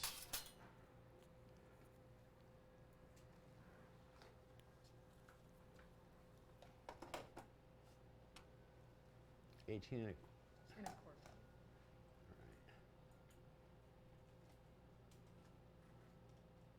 So that would be 19 3/4. I'm sorry, 17 3/4. All right, yes. Okay. Let's put it in place, take a radiograph, see what we have. DB cone goes in first, let's irrigate. And we'll follow with some hypochlorite. Pardon? I'm getting ready to put the cones in place and take a radiograph, a length determination film. What irrigation? Oh, this is EDTA right now, but I'm going to change it for hypochlorite. Behind you,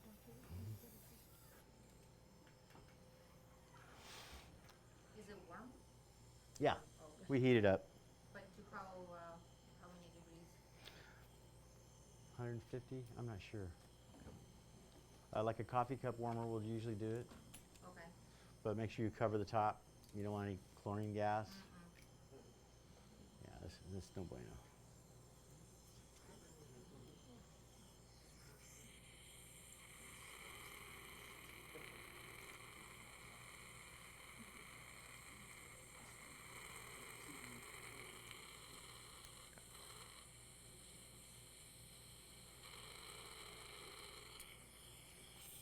Okay, distal buckle.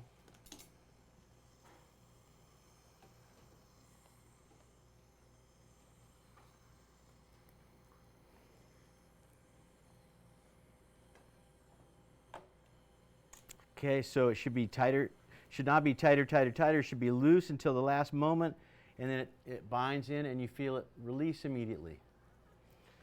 Okay, just a buckle, paddle, MB is usually the last one because it's easiest to find that canal. Did that wrinkle that tip? No. Okay. There we go. There's the palatal. And here's the MB. One.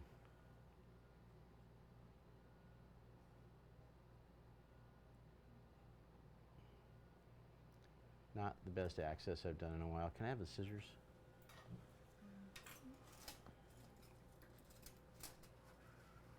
Thank you.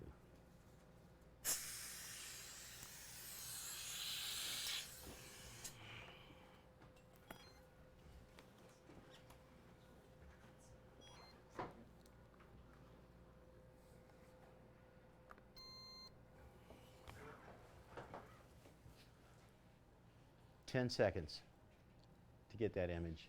There we are, 1/2 millimeter from both DB and palatal. Let's get a distal view so we can see the MB.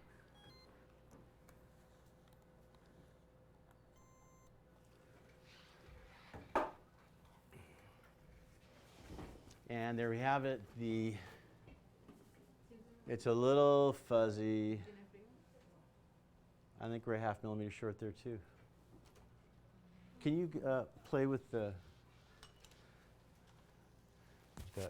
brightness and contrast, see if we can see it? Or turn it, there you go, keep going.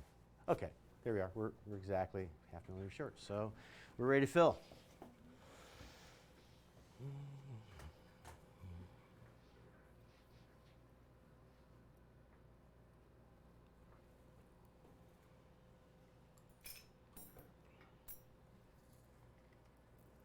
you soak the points in hypochlorite at all? Or, No. you don't? It's okay to leave the sodium hypochlorite in the cone, Yeah. but we're gonna rinse with water in the canals or no? It's still It doesn't matter that much, I don't think. I mean, this is EDTA? Yes. Okay.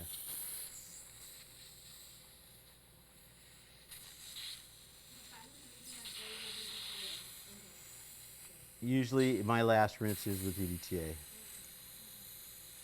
do one more patency?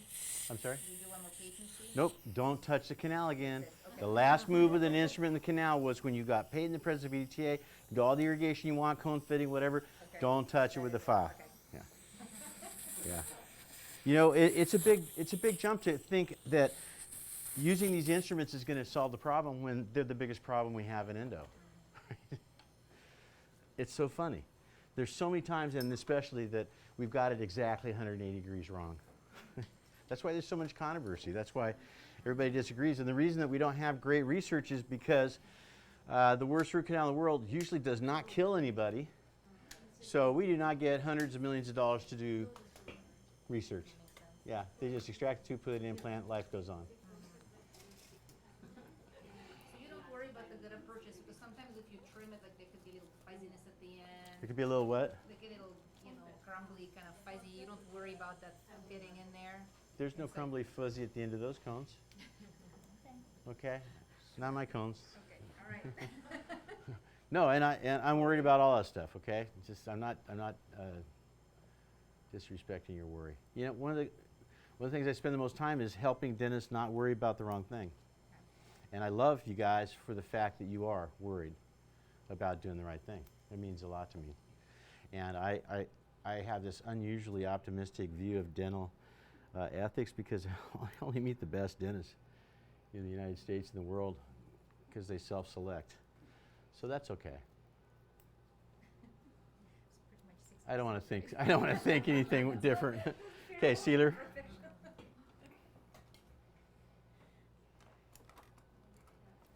Take one more paper point then. Okay, so you put the paper, you get the last paper point in there and it dries to the right length. You need to get the sealer in there and get the cone cemented right away because I need paper point. Yeah, okay. Which tip? Metal tip? I have two. The big one.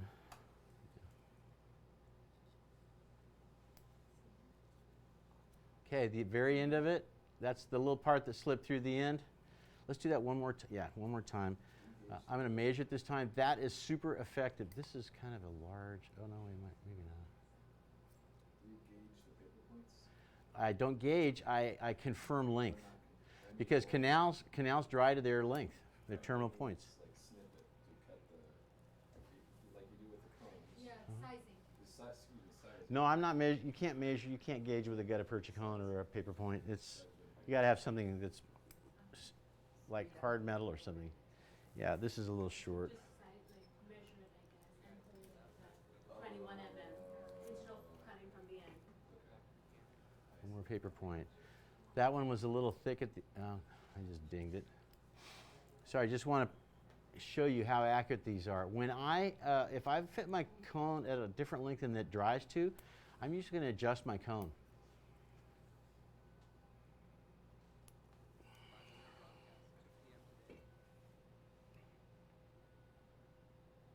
Got little wet tip bends. This is the distal buccal canal. Our length is what? Distal buccal is 22. Oh, not really. It might be more like 21. Let's see what that distal buccal canal length looks like here. All right. Let's put some sealer in there and cement that thing to length. And you have the heat. What? I thought that was your job. You know, I'm sorry, I'll take the smaller one. This is the brand new element system from Kerr. Just came out. We don't have enough to have you guys use them, but you're welcome to try mine. It's a really nice next gen from Elements Free. They fix a lot of issues. Got a ring switch on the extruder. Okay. What kind of cement is this? This is BC Sealer, HF, high flow. That it's for warm gutta percha tanks because the old stuff doesn't work with heat. It crusts up and prematurely sets. She's going to hand me the tip of that, the 06 tip. I'm going to sear this off just because it's easier for me to do these one at a time and get rid of the cone. Hands me a 0.75 millimeter plugger end, and I'm going to lean on that little sucker. Okay, 10 seconds. I'm moving his head. That's all I got to do, though. I don't have to down pack. Okay, and guess what? It moved down there. How much do you want it to move? I just want it to get tight. I don't care how far it moves. Ideally, I've got. Can you find the other green one? Mhm. Is that the big one? That's the tip. Okay.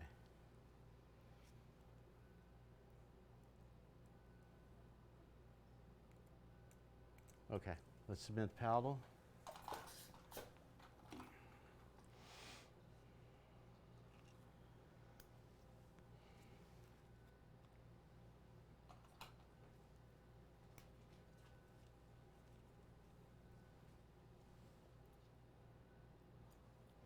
Usually 2 paper points. Pardon? Yeah, this is a dry paper point, right? A dry paper point? The paper point is dry. Yeah. They don't work if they're wet. ¿Siente dolor? He feels it. He feels it? Okay. All right, check this out.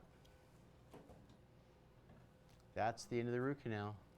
What's our length in the palatal canal? 22. We might be just a little bit longer than that. I think it's 22 and a half. Doesn't matter. Sealer? No. We're going to make it move a little bit. Okay. Sealer. That one. Little guy. Very fine. Thank you.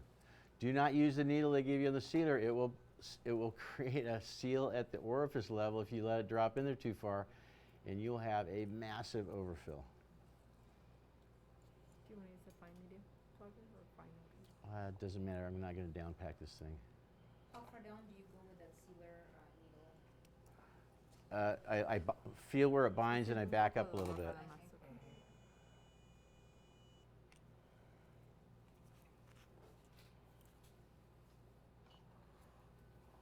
He's probably feeling it on the palatal now because we didn't give him the palatal infiltration. Okay.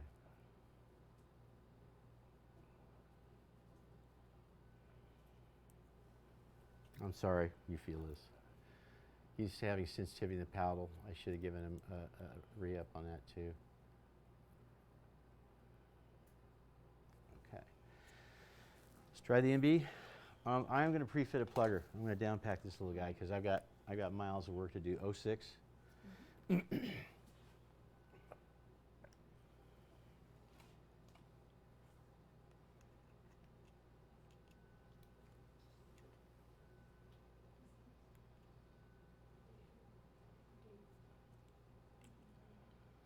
It's going to be a short down pack, but it will help. Okay.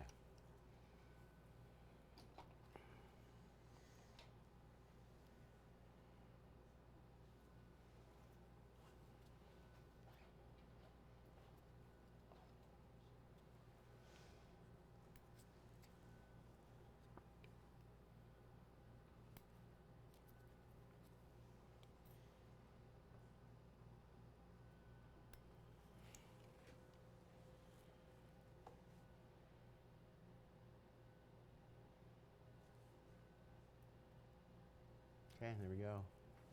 It's not a bad little technique, is it? It works the same way almost every single time. Did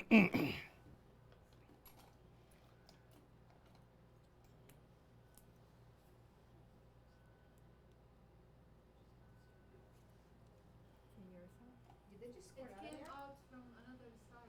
Yeah, I'm having a little Maybe that's magical moment here. Oh my gosh, I could have been yeah. And then between. just a little too far ahead. Let's find out what happens during the down pack. Oh, probably a help. I got so excited about seeing that sealer.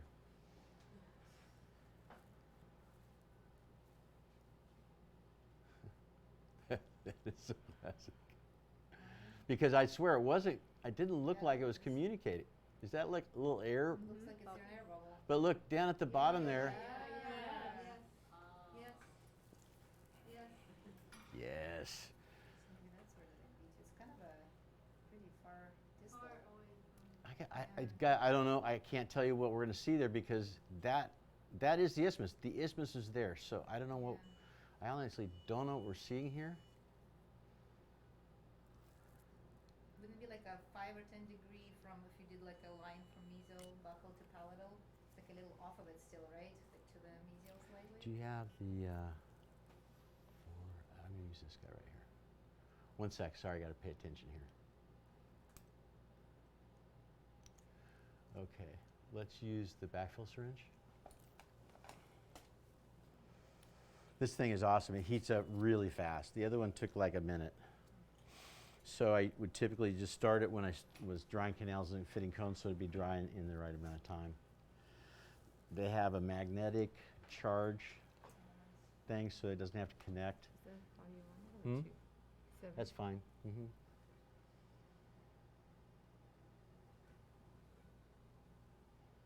Okay, so here's what it looks like.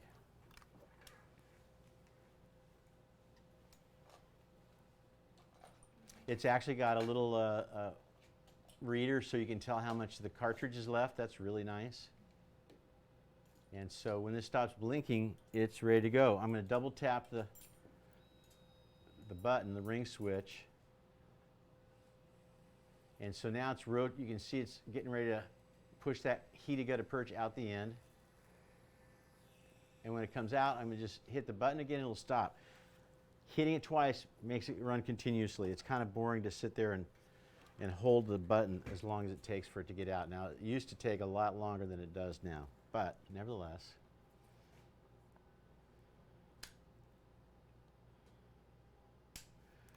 Okay. Backfilling is the most regrettable part of this technique because it's the opportunity to get a void. And after you do a really beautiful job on everything, it's pretty depressing to have. Is that still running? No. Okay. To have a backfill void in the middle of your well-filled canal.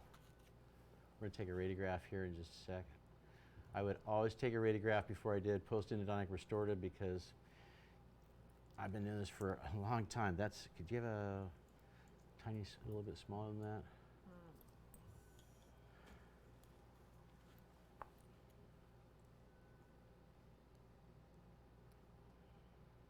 Okay, let's see what we've got.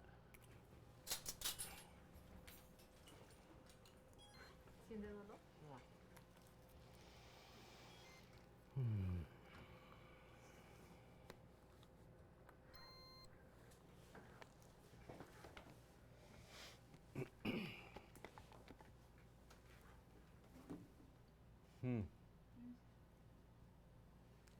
interesting. I don't know. It's like going,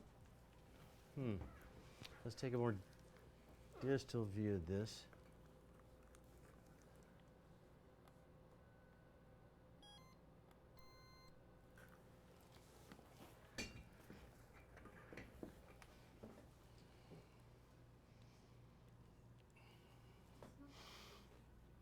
You know what? I'm a millimeter and a half short. We're dead on in the distal buccal. The palatal looks fantastic.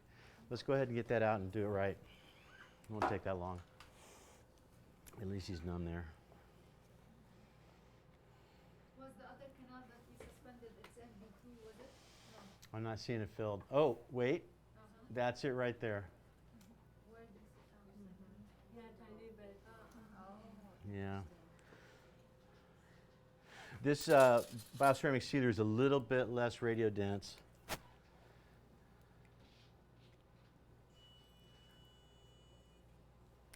Can I have a 2004 rotary file?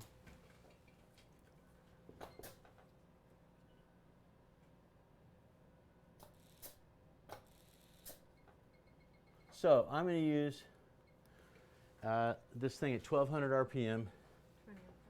It's 2004. It doesn't cut for beans, but it's awesome for this because it won't cut the canal wall. I'm going to move it in a counterclockwise direction. That will tend to spin it out like a rope. So here we go. There's a 2004 GTX. Now, for some reason, if you do it clockwise, it won't rope the thing out. It tends to just fragment the gutta percha.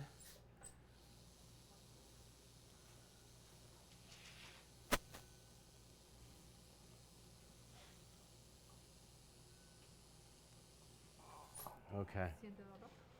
We're at length. We need to give him some more anesthetic. God, this guy's burning through it. I'm sorry. I'll give you some more. Mm-hmm.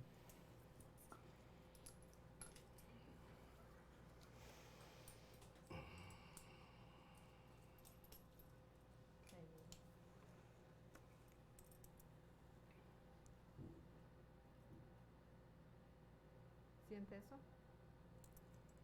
¿Siente ese? Sí.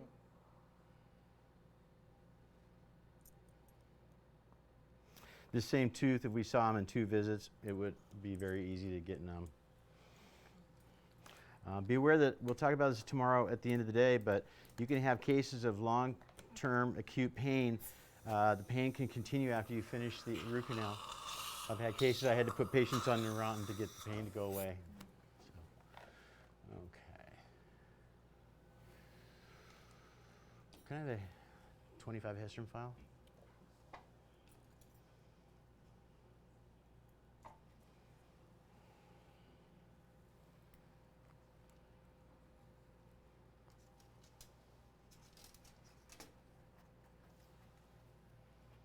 She's got a curved hemostat there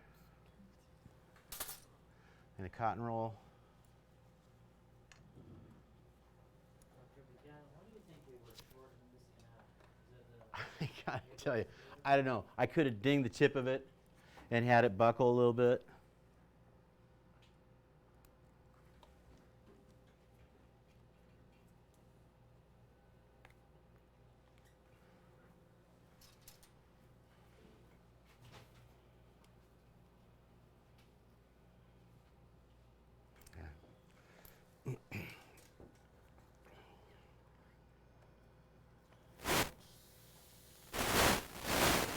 Would you have to enlarge it now that you're... No, we're just going to refill it. We're not going to irrigate it. Can I have a couple drops of chloroform? I'm going to remove as much as I can with mechanical, and then we're going to use a little bit of solvent. If I use that early on, it's a mess. If I do it right at the end, there's not that much to solute. How long does the sealer take to set up? The sealer takes 2.5 hours to set up, like most bioceramics. They have a putty that's fast set. It sets in 20 minutes that we use for surgical retro seals.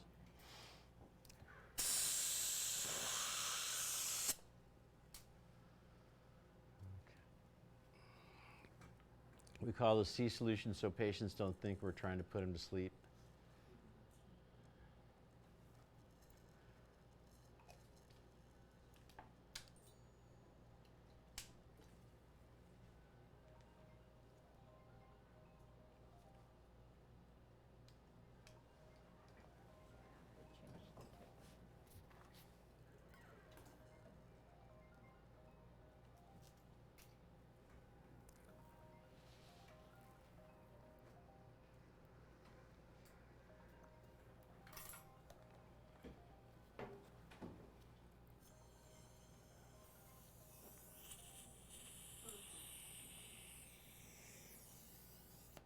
Do you have a 2006?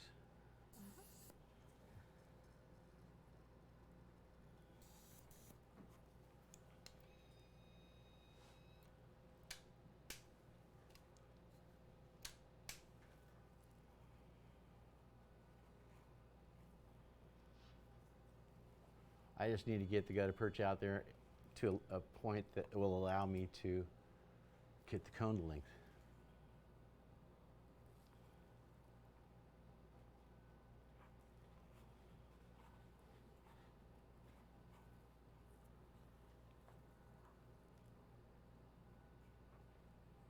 And you know what? I'm going to put a carrier in there.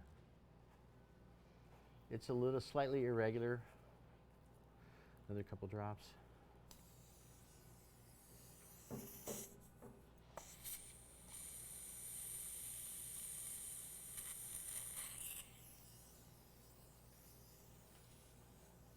Is this at length? Good for me. Is it 20 at length?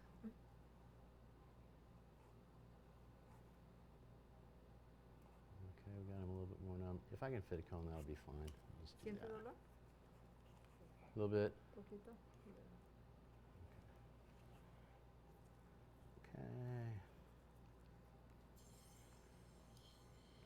Okay. And we're ready for paper points.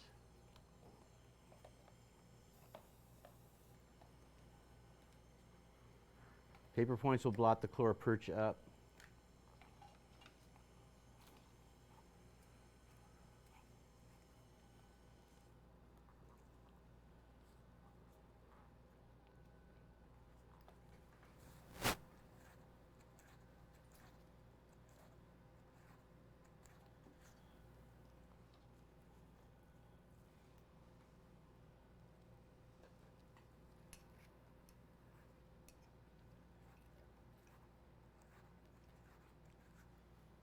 Okay, do you have a 1506?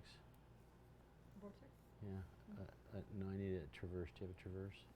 1306? I do. I'm just going to use it by hand. Okay. Give me length. 18 and a quarter. Okay.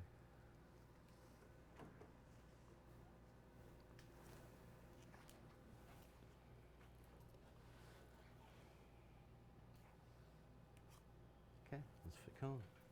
You need paper points? Yes. We might need to do one more drop. Nope, we're good.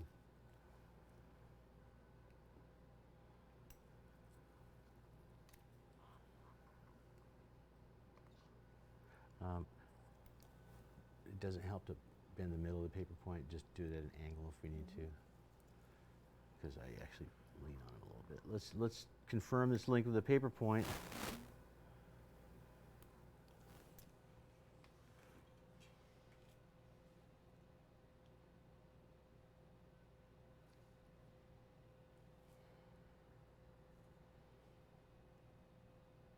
We're at 18 and a quarter. So I can't tell you what happened to that cone. I need a 2006.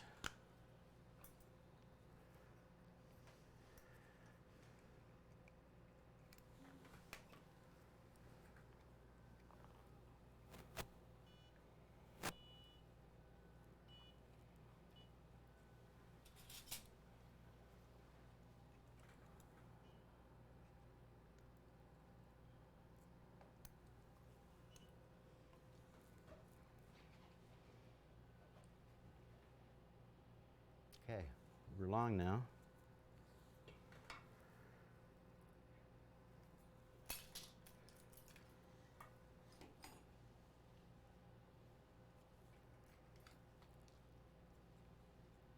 What's that, 18 and plus? Yes.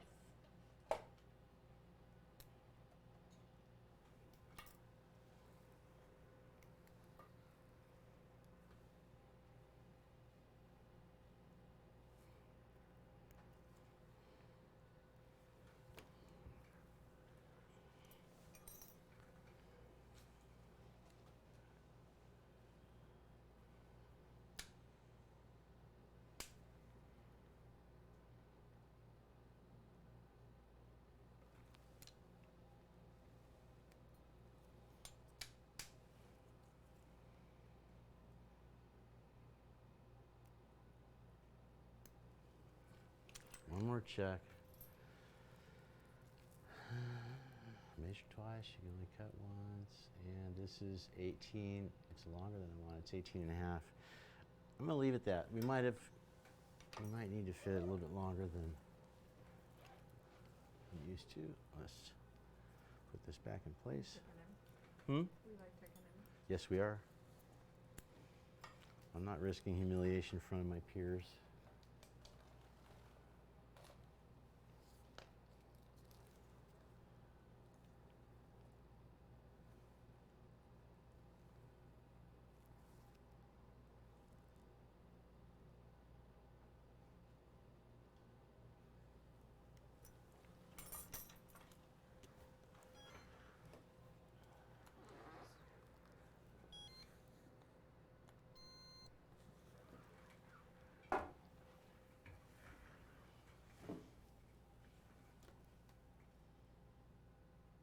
You know, that may just be where it ends, but it still looks a millimeter and a half short, doesn't it? Let's put an apex locator in there. If this apex locator rings here, this is where we're going to fill it. 1306. Yeah.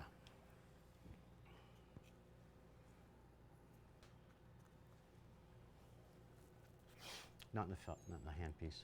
Not in the hand. I'm just going to confirm length. Okay, Buchanan, maybe this is a symmetrical opening.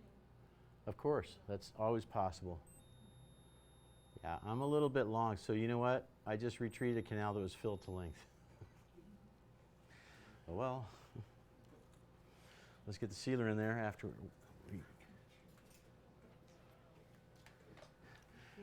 Why do endodontists like puffs of sealer?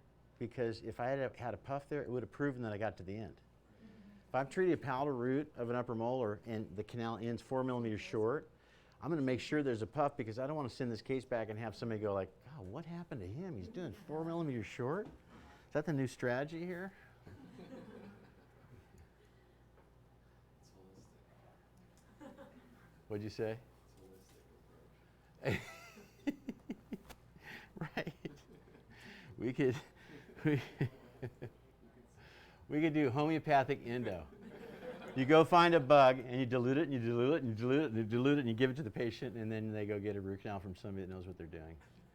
Okay, sealer.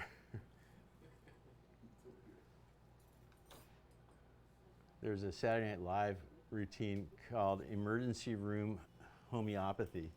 And so it's like, okay, he's been hit by a car. Go find the car. Get a chip of paint. Dilute it and dilute it and dilute it and dilute it, and we're going to give it to him. He's going to be fine then. It's like he croaks.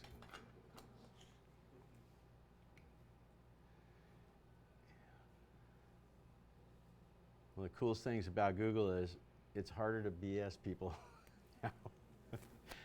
There's a great movie called The Interns with Vince Vaughn and Owen.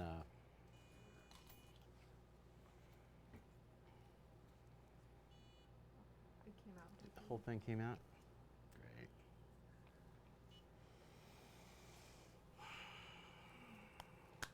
This root canal does not want to get filled. Don't get it. Need more sealer. Yeah, I do. ¿Siente dolor?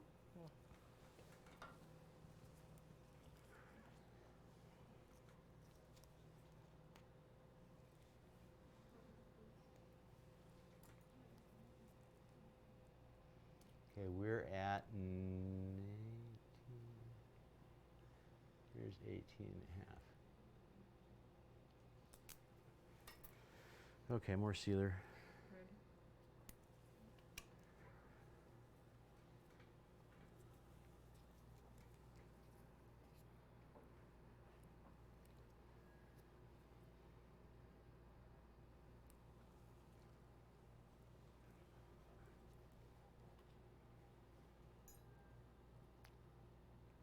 So that was my demonstrate on gut aperture removal. We have to do that one tomorrow.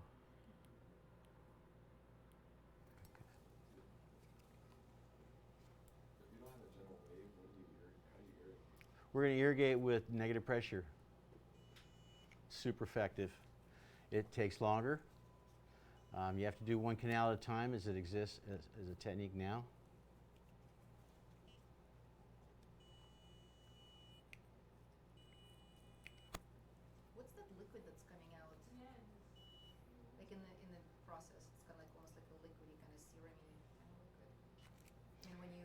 Yeah, you know what?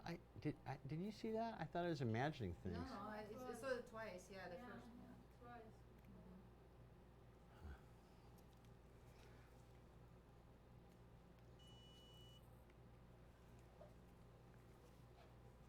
There is hardly an periapical lesion on this thing, so I'd be surprised if there's purulence. I thought maybe it was kind of coming down the mesial wall or something. Yeah, it was coming like when you Cemented it? when you down packing it. Oh, okay. Let's get a radiograph.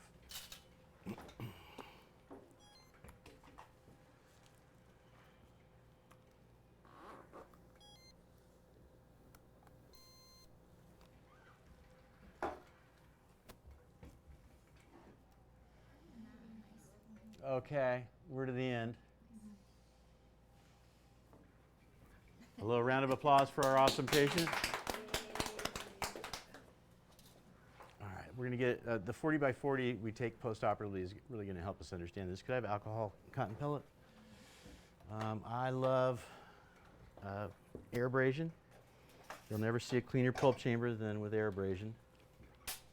And it's a great way to set yourself up to put glass ionomer against it, the pulp chamber floor, and all the orifices. Then even if it decays the gum line, it's not going to lose the seal in the root canal.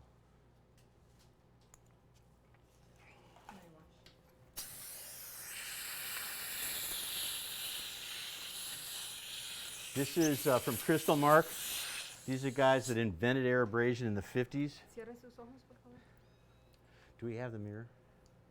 I don't have it. No, I don't have it here. Okay. All right. Do not put your irregular mirror up there. It will be gone. They have, Crystal Mark has a, they have a sapphire front surface or back surface mirror that is really hardy.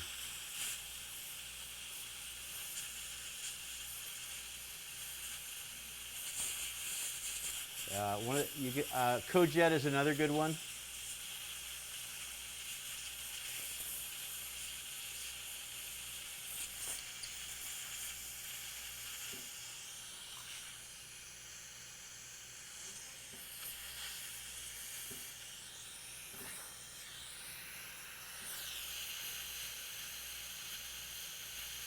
This has better control than the Cojet, so you have less particles flipping around the operatory.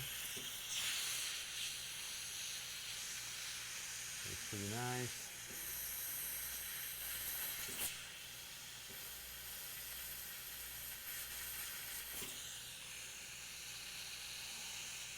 All right. Yeah, isn't that nice?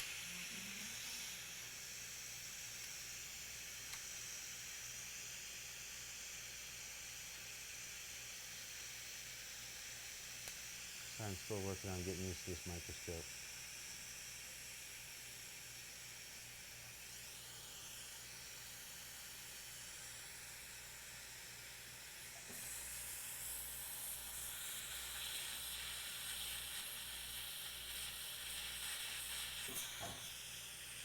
Dr. Buchanan, you see that line between the two orifices?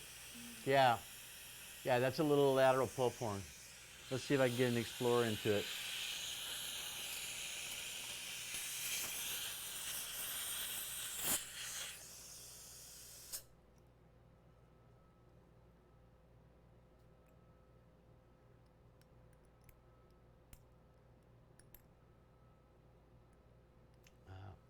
I'm not real concerned about it. It's filled somehow with sealer. It's okay, we can leave it for the sealer. Mm-hmm. This sealer doesn't shrink. So we don't worry about is it gutta perch or sealer. If it's one of those two, we're good. Yeah. You can fill the whole root canal system with that sealer. Okay. Glass ionomer. You want that one or this? I'll use this one.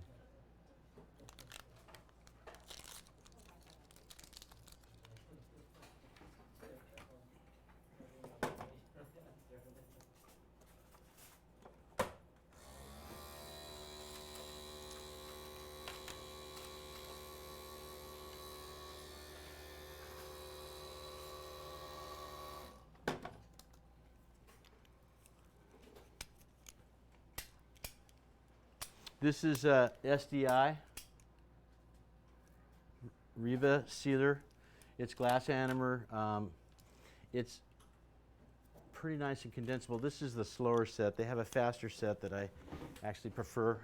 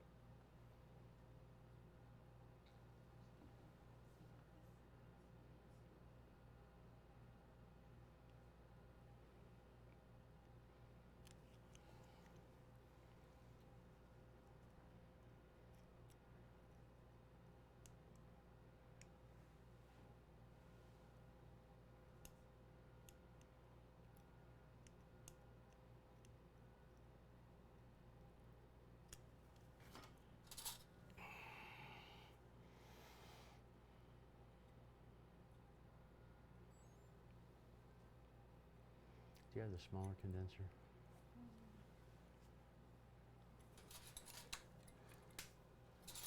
I'll take a plutter if you don't have that.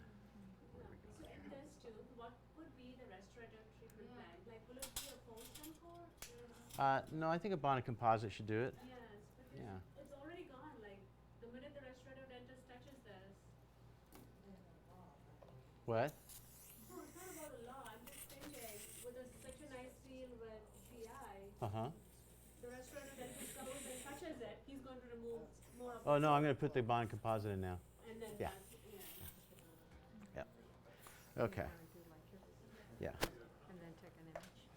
See, Mhm. the crown again is going to remove that little tooth which is present, right?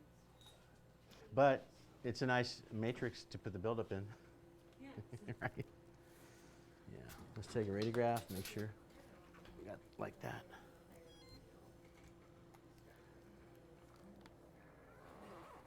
Do you have all these materials written down, like the rubber dam, the frame, in the manual? Yep.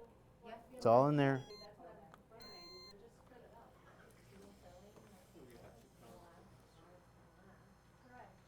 Okay, no voids, so we're good for the buildup. Let's etch it. Do you think this thing's gonna work for us today? Is this new? No, it's the same as one. I mean, the minute you pull the burr, remove it. There's nothing. Huh? No, we're gonna put a buildup in. Let's etch it.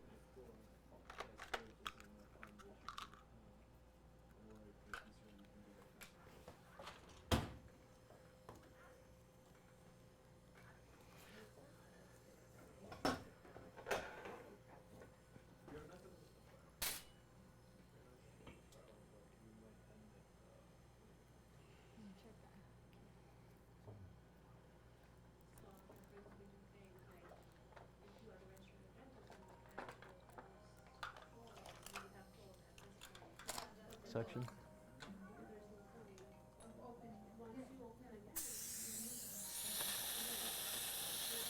You have the two-part bonding.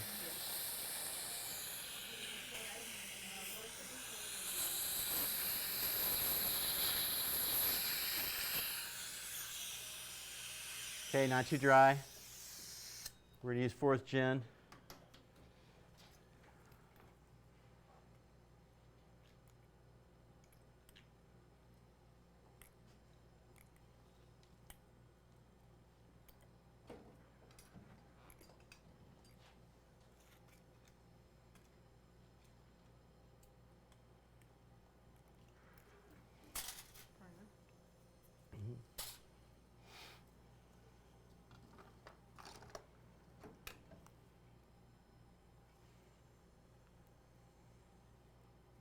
I like to use 4th generation prime and bond. This 5th, 6th, 7th, and 8th are not as good as this. You want to have the primer on there for 20 seconds. They're going to wash for 20 seconds. And we're going to scrub it with bonding composite section.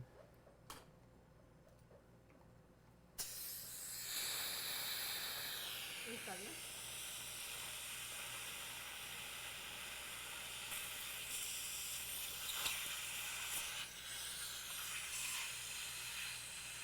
Okay, that's dry enough.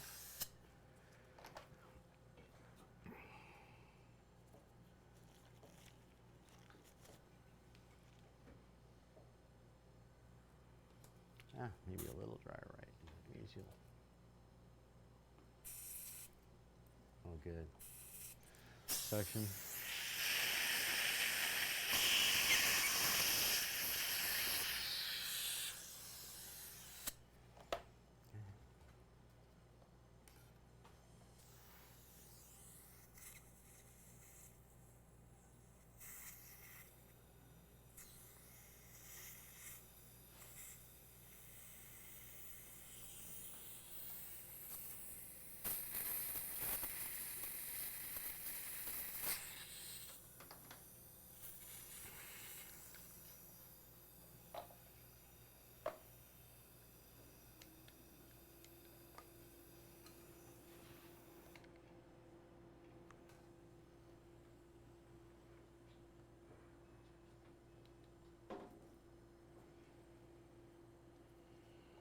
Okay, do I have the large condensing instrument?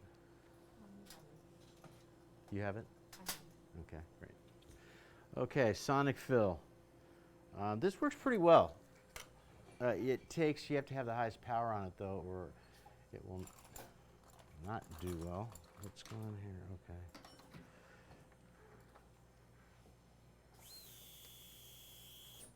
What?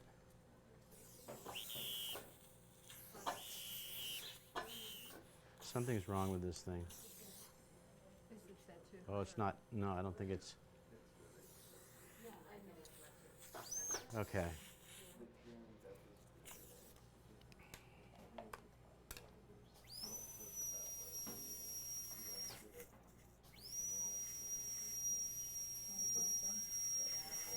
Composite's thixotropic, so it does help to have a little vibration. I have it on my hand.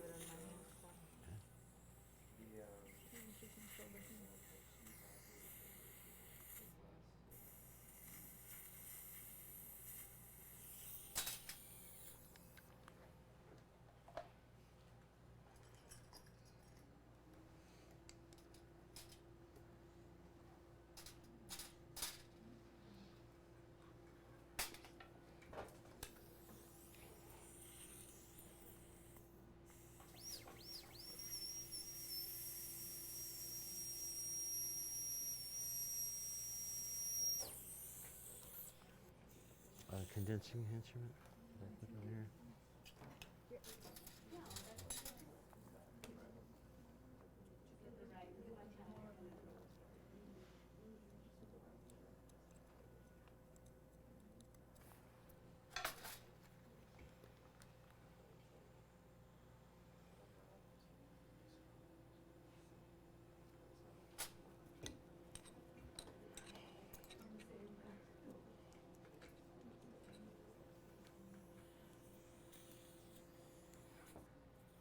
That.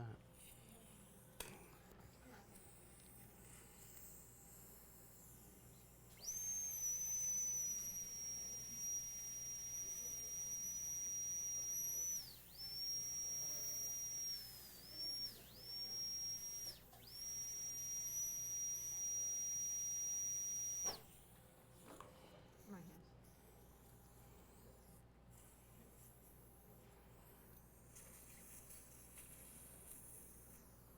And I have the gold instruments in your turn. Great.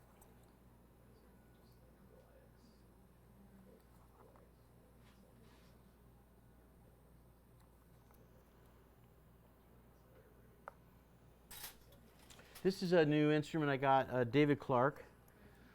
It's really handy because it's got a curve to it. So we're not caring about that in this case, but when I want to carve anatomy, this is really great for making triangular ridges, you know, roundish.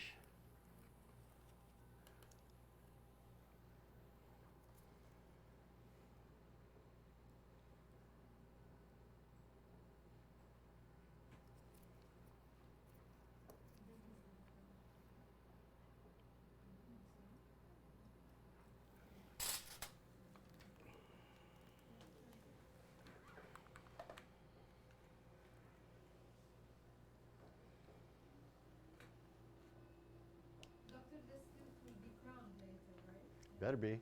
It's not going to be around very long if it isn't. Yeah. Yeah. Yeah, all posterior teeth need crowns. All anterior teeth do not. It's criminal to cut an anterior tooth for a crown just because they had a root canal.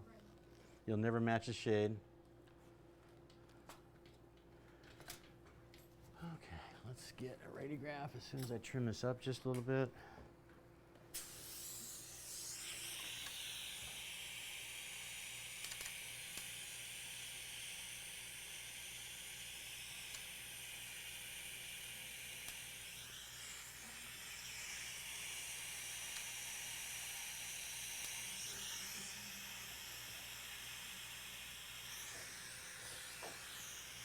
Too many foot pedals.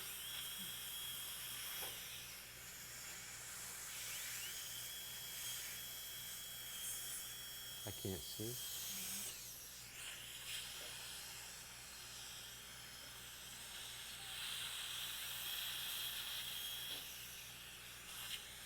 Yeah, the enamel's gonna, once they cut the enamel off, there's not gonna be a whole lot left.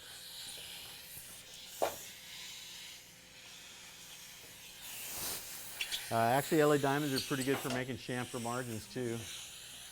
It's just a pin drill basically from.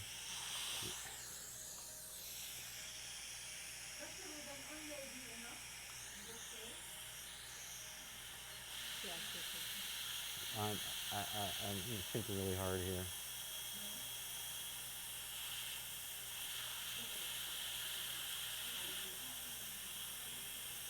Look, you guys, it's a little unnerving to do a restorative procedure in front of a bunch of restorative dentists. Seriously. Once I said that, and one of them said, "Nice that you mentioned that because you're using the wrong side of the sandpaper disc." All right, well, qualify that one just in time. Yep, I don't know what I'm doing. It's okay. All right, so that's going to be close enough for government work. Here's our perio probing along there. Fortunately, he's got really minimal pocket depths. Hmm? It's an open contact. I didn't hear you. He said it's an open contact. Yeah, I know. I want to make sure he can pack his lunch in there.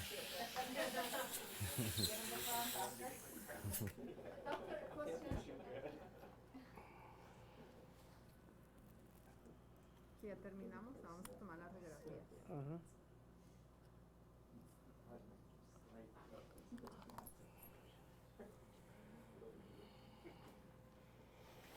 Another round of applause for our awesome patient. Let's get a picture here.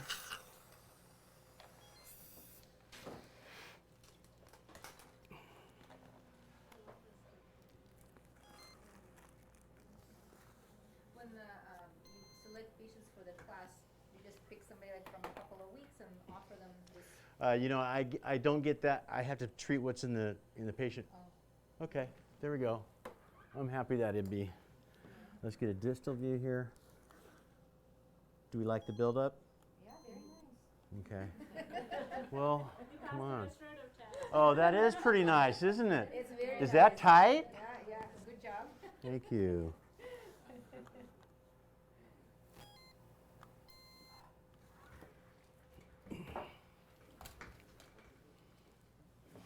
Okay.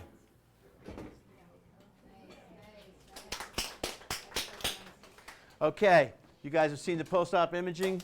We're going to get a 40 by 40 CT image now. That'll probably show us the mesial buccal anatomy.